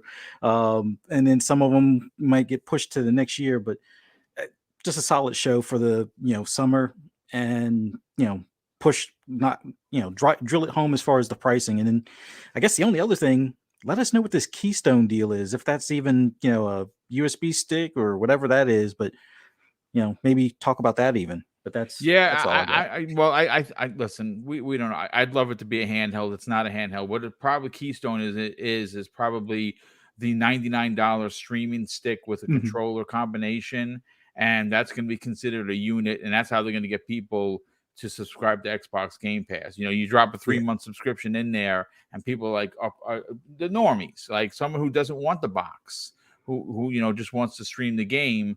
Plug the stick in, play the game, and there you go. You have someone that subscribes to Xbox Game. I mean, I'm always going to want the hardware. That's right. Just me. But this is an impulse buy. This would be like the thing that you could pick up for like an additional $100. Absolutely an impulse buy, dude. Are you kidding me? Yeah. So, but that's all they need to do. Just the simple stuff. I agree. I don't think they need to do anything elaborate. I think they're doing that already by just having what they're doing. And the quality games came last year. They're going to come this year, even though they're not going to have an abundance. 2023 is going to be the breakneck year, I believe. But the flood. The Zemi Games. Let's get your opinion on this. What do you think Microsoft needs to do or should do in regards to take advantage of a lot of gamers being disappointed with the pricing structure? Yeah, I mean, I don't think they need to do anything. Like, they don't need to do anything. Right. Well, yeah, the word need might be considered overused, but should maybe. Sure. Well, I don't, I'll put it like this. I think that everything that they've done so far speaks loud enough words, and that people talk well enough already that they really just don't. need, or I wouldn't even say that they should do anything. I mean, of course they could, I mean, they could Right. definitely release some, big piece of news to just kind of take over the conversation and just re-emphasize the value of Xbox. I would not do like like a Nintendo can't kind of advertisement or promotion. I wouldn't do that. And the reason I wouldn't do that is that's definitely. I knew. It's funny. I love you, Sammy. I knew you were gonna say. Well, it Just speaks knew off of it. your brand, right? Yeah. That's not the type of stuff that Xbox does, right? No, it does not. off the It would be a brand. little out of character for sure. Exactly, and so that's the last thing you want to do.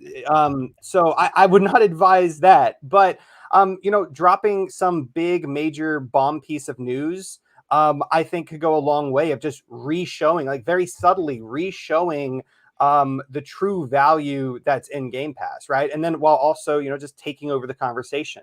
And of course, the Xbox has so many games, so much stuff in the pipeline, tons of things that we're gonna get to see at this year's well, I say this year's E3, but you know what I mean, the event that's going to take in its place. Regardless, Whatever the showcase is, You know, Xbox, Bethesda showcase, whatever they're gonna call it. yeah, absolutely. I mean, if they wanted to be really dirty, they could show off Forza Motorsport, right? Yeah. Because not only is that going to kind of hit on the whole Gran Turismo negativity, but then that's also going to just show the amount of value and quality that Xbox is putting in their games. Of course, they could talk about the Keystone and what that's going to enable players to be able to do, or they could release some actual Starfield gameplay, right? That would be dope. I would like that. Yes. So there's things that they could do. I don't think that they need to do it. I don't even necessarily think that they should do it, because that's going to take stuff away from E3, and everyone's going to be watching during E3. So why not just keep it for then? Right now, everyone knows that Game Pass. Well, I'm not going to say everyone, but enough people know that Game Pass is the superior service. It's the service that offers more value to the majority of gamers out there, and people talk. So the news is going to get out there. Just the fact that they have the service, that they have just in itself is good enough. They don't have to go out and take over. If anything, I think that there will be some negative press from Sony, over what they did here. And so in some ways, it's like, why would you want to take that negative press away from them? Why would you want to distract from that? Yeah, that's another great point. I think you're right. She basically you're saying let them stew in their own vinegar. Yeah, no, absolutely. Because I think out of anything, I think this is I think this definitely, like I said before, and I do believe that their service and the changes that they made here do add value. I really do, but not all of the PlayStation gamers are going to think that way, and why distract from that? Yeah, no, you're definitely onto something. Mr. Joanna Dark, before I get to your brother, let me catch up some of the super chats. Don Otaku drops not one, but two additional super chats, and he says this: Switch 2 is definitely not coming out in 2023, but I also said that Breath of the Wild 2 is definitely coming out in 2022, so hopefully I am wrong. And he drops an additional one that says, with Breath of the Wild 2 being delayed, I guess Elden Ring or Elden Crack for me is actually has a chance for game of the year. Dude, that is my game of the year. And outside of anything just blowing my socks off, well, folks, I'm level 227. I have 115 hours in, and I still have some of the map that is not unlocked. I'm not a Souls guy, folks, and I am so addicted to this game. It's gross. Drunty J drops an additional $5 super chat, says Test Drive Unlimited Solar Crown may be in Game Pass. Well, that would be kind of dope. Awesome. Yeah, that would actually be really good. I know that Fuzzy would like that. Sour Blow Gaming, what's up, dude? Thank you for being here, and thank you for the generosity. He drops a $5 super chat and says Atomic Heart, which unfortunately has been delayed. That game looks really good, but that's delayed due to the crisis on that side of the world. Somerville Replaced looks so good. A Plague Tale, Evil Dead, Wanted, Duskfall, the show, Sniper Elite, Trek to Yomi, and Scorn all in Game Pass. Yeah, you know what? I know Duskfall for sure. Evil Dead, that's the one that is the quagmire that we have going on. I think that would be real. I mean, it's 4-player co-op, so it kind of just screams Xbox Game Pass.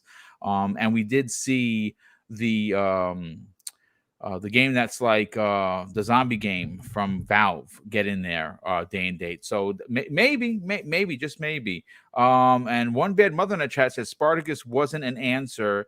It was an equivalent of a groundhog seeing its shadow and going back to bed until further notice. Good on you for that, brother. I like that. Yeah, That's a good one. oh wow, we have a $20 super chat. TK Chilling. Wow, thank you for the generosity, brother. He says, "Hi guys, maybe Mav should have Aaron Greenberg's job." What do you think about that, Mav? He wants you to take Greeny's job. Where do I send the application? Let's go. No, I love Aaron. I love Aaron. How about who doesn't love Aaron? I mean, come on, he's great, man. How about this one? Play games on Game Pass, Xbox games on Game Pass, day 1. Play PlayStation games on PS Plus, day 460. I like that. That's a very snarky remark, and I appreciate you even more for it. Gamers play HUD Zero drops a $2 super chat and says PS Plus is a poor entry to subscript gaming. Yeah, it absolutely is. But Mr. Joanna Dark, this you're in the business, right? You have been working for Xbox right now, and you have been in the sales business. I kind of feel like this is a bit of an opportunity for Microsoft to sell new customers this incredible service as Game Pass. And again, remember, we're all in the bag, right? We're the diehards, we're the minority, we're the 15 percenters, right? There's still 85% people normies, right? The people that don't buy games as much as we do. We're trying, Microsoft is trying to sell to these people.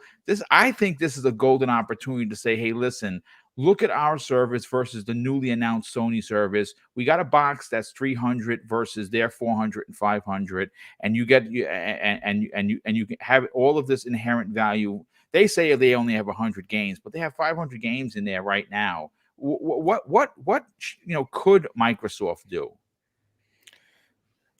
Continue to reiterate the value of Game Pass, meaning, start a marketing blitz and put those big games, MLB The Show is coming up. Put those games one. that not so much for me, but that's a big one for a lot of people. I guess highlight, besides the first party, some of the bigger games that maybe people are waiting for that have an audience, and let them know they're coming day and day to the service. Show them the value. I would love to maybe the Xbox app be available maybe in other areas, meaning, I know we saw last year on Samsung TVs, we saw Google Stadia and everything. Maybe that's another way to get into, that casual market, or maybe new people that haven't tried the Xbox ecosystem, and just continue, even, bring back some, what's we call it, like sales, excuse me, I got lost in my train of thought. Some sales, like, to Game Pass, that $1 for 3 months. Yep. And just continue to drive the value. I think what they're doing is great, but maybe start iterating and maybe highlight those titles that, again, right? Maybe there was someone waiting for Weird West, and maybe they can say, hey, look, it's coming. People that have been waiting for MLB The Show, or people that are big baseball fans, hey, look, day 1 on Game Pass, $15. And then I guess show where these games are accessible. Phone, tablets, computers, Xbox wherever. Series S, washing machines. Yeah, I think when you show that and you continue to show the value, it's kind of hard, because at the end of the day, if you are the user that just plays, your sports games, your service games, and they're all there for a low price to entry, I think we're always looking for value, always looking, bang for our buck. It's hard to resist not to come to Game Pass. And I just think that's about it. And then if you can secure, like Mav was saying, hey, I would be hyped. Gotham Knights day 1, it makes sense. And if you get Evil Dead, have Bruce Campbell come on and announce that Evil Dead is coming to Game Pass. I would lose it. And I think that would be an awesome game, because I think it's a great game that kind of shows, 4 players. Well, I mean, it screams Game Pass because it's multiplayer. It's four-player multiplayer, right? So and it helps with a thriving community. A game like that would definitely, in Game Pass would help. So, yeah, I think at the moment, do those things. There's not much else, and just keep, and hopefully whatever's coming down, whatever announcements, whatever shows are coming, yeah, make sure you highlight it every time and show them the fact of the value of the service at the moment. Yeah, no, I absolutely agree. I think they have an opportunity to really show the value. They don't have to be snarky about it, but I hope that they get out in front of this. I do agree with Sammy. If Sony is going to get bad press from this, and they're going to get bad press, there's no doubt about it. That's why Jim Ryan didn't go and do this in a 20-minute video that's up on YouTube, because it would have probably had more downvotes than likes, right? Boom. Yes, sir. Another thing, let's forget Game Pass. I would actually also market the Xbox Series consoles. Show them, hey, smart delivery, backwards compatibility natively. Really dive into the history of Xbox and show people that the titles that they already own, these are where you can find your list of backwards compatible. So taking a lot of the things that you saw Sony and saying, look how we have it here at no extra charge. But we also have Game Pass if you want to play the top Microsoft titles, and of course some of the top third-party games may be coming to the service. But I would also lead into the ecosystem, free cloud saves, all these other things to really drive the value of the overall platform. Basically, this is how you share your games moment. Ah, very nice. Yeah. I kind of like what you're putting down there, Fuzzy. I think you're onto something. Well, listen, Here, let me just. Yep. Yeah, let me grab these last two super chats. SourblowGaming drops us an additional super chat, and what he meant to say is, Evil Dead hopefully will come to Game Pass. I think there's a good shot. Honestly, I really do. Thank you for the additional super chat. And we had one more come in from Raiden Blade, generous friend. Xbox are smart for releasing any game around ER is mad. Yeah, that's absolutely correct. That's and Gamer by Choice drops an outstanding $5 super chat and says, I am petty. Xbox should make sure to compare Game Pass to Spartacus. Look, I'm not going to front. I'm kind of petty too, and I think that they absolutely should do that. I love Mav's viciousness of the Genesis does what Nintendo don't scenario. I know that Semi Game says nay to that, but you know what? I say go for the juggler and cut that throat. But that's just me. What am I going to say? They got the ammunition. Use it. Yeah, yes, absolutely. Do not leave ammunition in there unless you're looking to go on a long trip. Then you need it. But listen, folks, this has been a great 2 hours. I was a little doubtful that we could spend 2 hours talking about this. So we had the two topics. I'm happy that we did. But listen, folks, thank you so much for being here. Let's get to the outros, get everyone out of here, and we'll start with our guests first. Fuzzy Belvedere, brother, sell your brand. Tell everyone about your incredible YouTube channel, where if they want to learn a thing or three about driving and, more importantly, driving simulator games, which you're a big fan of, where can they check that out? And more importantly, where can people find you on social media if they want to strike up a conversation? Well, just want to thank you, Boom, for having me on here. Awesome panel, you guys. It was so much fun, discussing this topic with you guys. Man, PlayStation's got some work to do, but man, for anybody interested in my ramblings on racing or anything driving related, you can find me on Twitter at Fuzzy_Belvedere or on YouTube, either Fuzzy_Belvedere or just search for Fuzzy Belvedere on YouTube, and you'll see a lot of my replays and some updates on some driving games. Man, awesome being here. Thank you guys for coming out. Oh, thank you for being here, brother. Definitely appreciate that. And Zemi Games, welcome back to the fray, brother. Tell everyone about Back to School and where can people reach out to you on social media? Yeah, no, absolutely. So I just recently released a game, my very first game. And it's called Back to School. It's a educational quiz game with some school simulations thrown in there.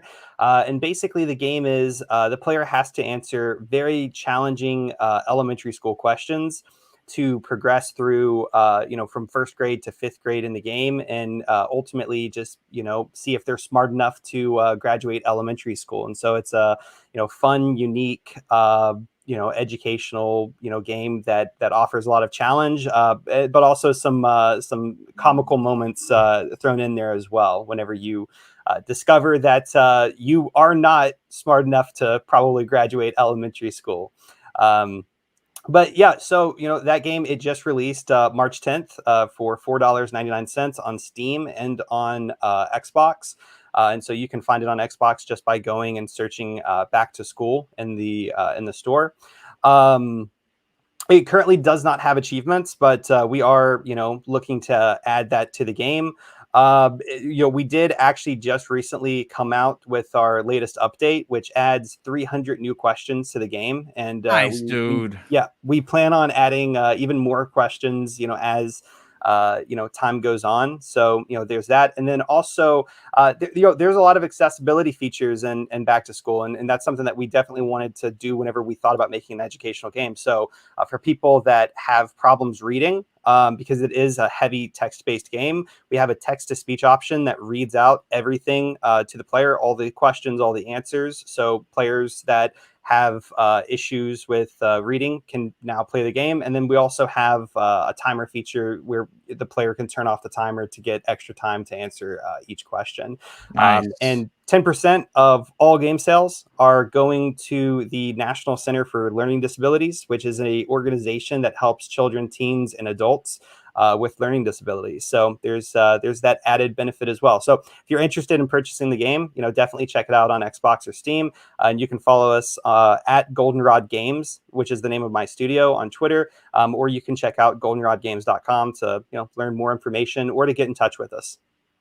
Nice, brother. Thank you. Thank you for being here, brother. And of course, if you didn't play the game, you should. The aesthetics are really cool. Like it's really cool. I really dig it. And it kind of makes you feel like a dummy because I got some of the simple questions wrong, and I was like, "Wow, man, yeah, fifth grader might be smarter than me." But the good stuff, as always, Emmy. Thank you for being here. Let's see, Mav, did we get you yet, brother? Sell your brand. Obviously, you have a lot of work to do this week. Obviously, PM in the PM, Fun Pop. We got Moon Knight this week. Got episodes 1 and 2. Halo episode 2. A lot of stuff happening. Tell everyone about what you got going on, brother, and where can people check out your YouTube channel and potentially strike up a conversation on social media. A fun show today. Hey, this is awesome because we get the outros a lot faster because Pong isn't here. So yeah, we love Pong, but he's long-winded just like me. I think we're twins, honestly, to be honest. No, man, he's awesome. Shout out to you, Pong. Missed you, man. I know he would have loved to be here. Yeah, he'll be back next week. But you guys are gonna probably cover this on PM in the PM. Oh, for sure. Yeah, on PM in the PM's our Thursday show. We do a lot of industry talk, like deep dive on discussion on things, and we'll be deep diving on this for sure. So check out PM in the PM on Thursday. That's at 7 p.m. Eastern time. On Fun Speculation on YouTube. Also, like Boom said, Fun Pops on Wednesdays. I will be talking more Halo TV show and everything this Wednesday at 7 p.m. Eastern. And then Friday is Xbox Ultimate Podcast at 9 p.m. Eastern. So check out all of our stuff. The FSP is kind of like on hold right now on Saturdays. Gaming Keys away right now. And also, I just got a lot of stuff going on the weekends. So I would put that on hiatus. But it's still game streams. Lots of content coming your way on Fun Speculation. So hit the notification bell on the channel. And also, if you just follow me on Twitter at Fun Speculation, you can find out anytime I'm about to go live. I always post on there, hey, you about to go live on the channel or video coming up or whatever. And appreciate it if you check it out. So thank you, everybody. Awesome show today, guys. Thank you, brother. And Boxing Burger, you got a show coming up this week. You also got a video you apparently are putting together. Talk about your YouTube channel. Where can people subscribe? And more importantly, strike up a conversation on social media. Yeah, first of all, thanks for having me again. This time I made it full for the full show, and I'm very happy.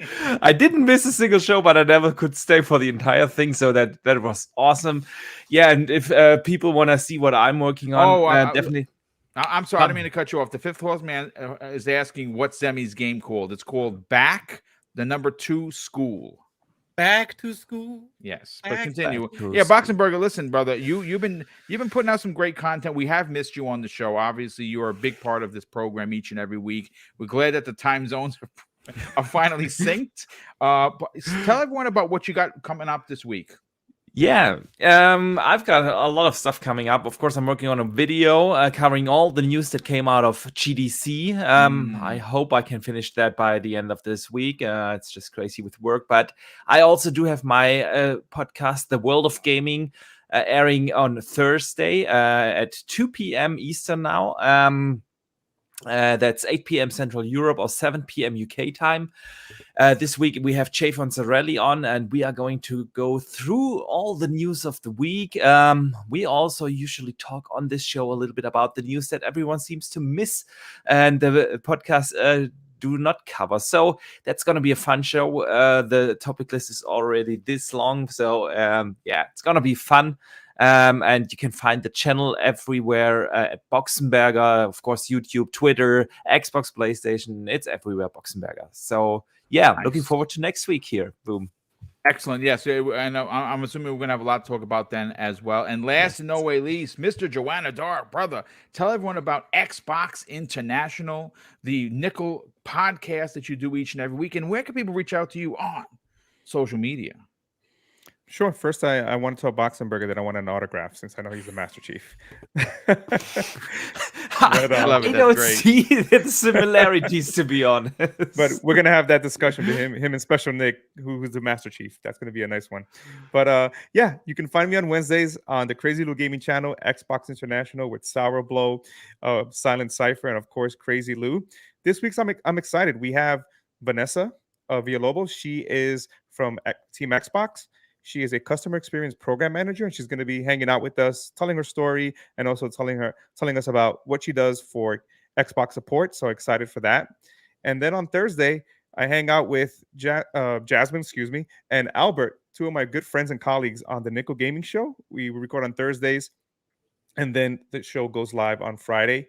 And like always, you can find me here on Tuesdays.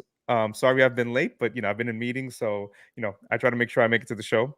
And on Twitter, you can find me under big_N_boss.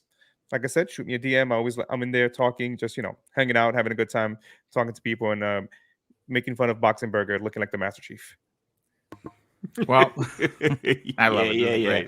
Great. Pure comedy gold. Listen, ladies and gentlemen, thank you so much for being here. We definitely appreciate the support, the super chats. My God, wow, they were fast and furious today. A huge shout out to the community that helps power the show. Mrs. BoomStick and I are going to be doing a $300 giveaway for Easter. We're getting the schematics. It's probably going to be a total of 8 gift cards. It's going to be $4 $50. And for $25, and we're going to let the pick the winner live on the show. The only thing that you have to do is be in the chat to win. If you are a channel member, you get an extra entry. If you drop a super chat, you will get an extra entry. I believe we might be doing that this Friday, but I have to confirm with her when we're doing the actual giveaway. But it is for $300, a total of $300. 8 gift cards, 4 $50 gift cards, as well as 4 $25 gift cards. And those gift cards are to where you want them to be. The Xbox, PlayStation, or Nintendo Switch. You make the choice. We give you the code and you go crazy. But thank you so much for the support, because that's how we can do these giveaways. They're done through Super Chat and channel membership. Of course, I want to thank the near 500 people we have here today. Holy matrimony. That was awesome. And of course, I'm going to close out the show with something that is important to me, folks. Hopefully one day it'll be important to you. And that's something that my father taught us when we were kids. And he said, son, treat others how you want to be treated. And also, it doesn't cost anything to be nice. You live by those rules. And I can guarantee you're going to have an awesome day. So take care, everyone. And we'll see you next week on the newest episode of the Xbox Factor podcast.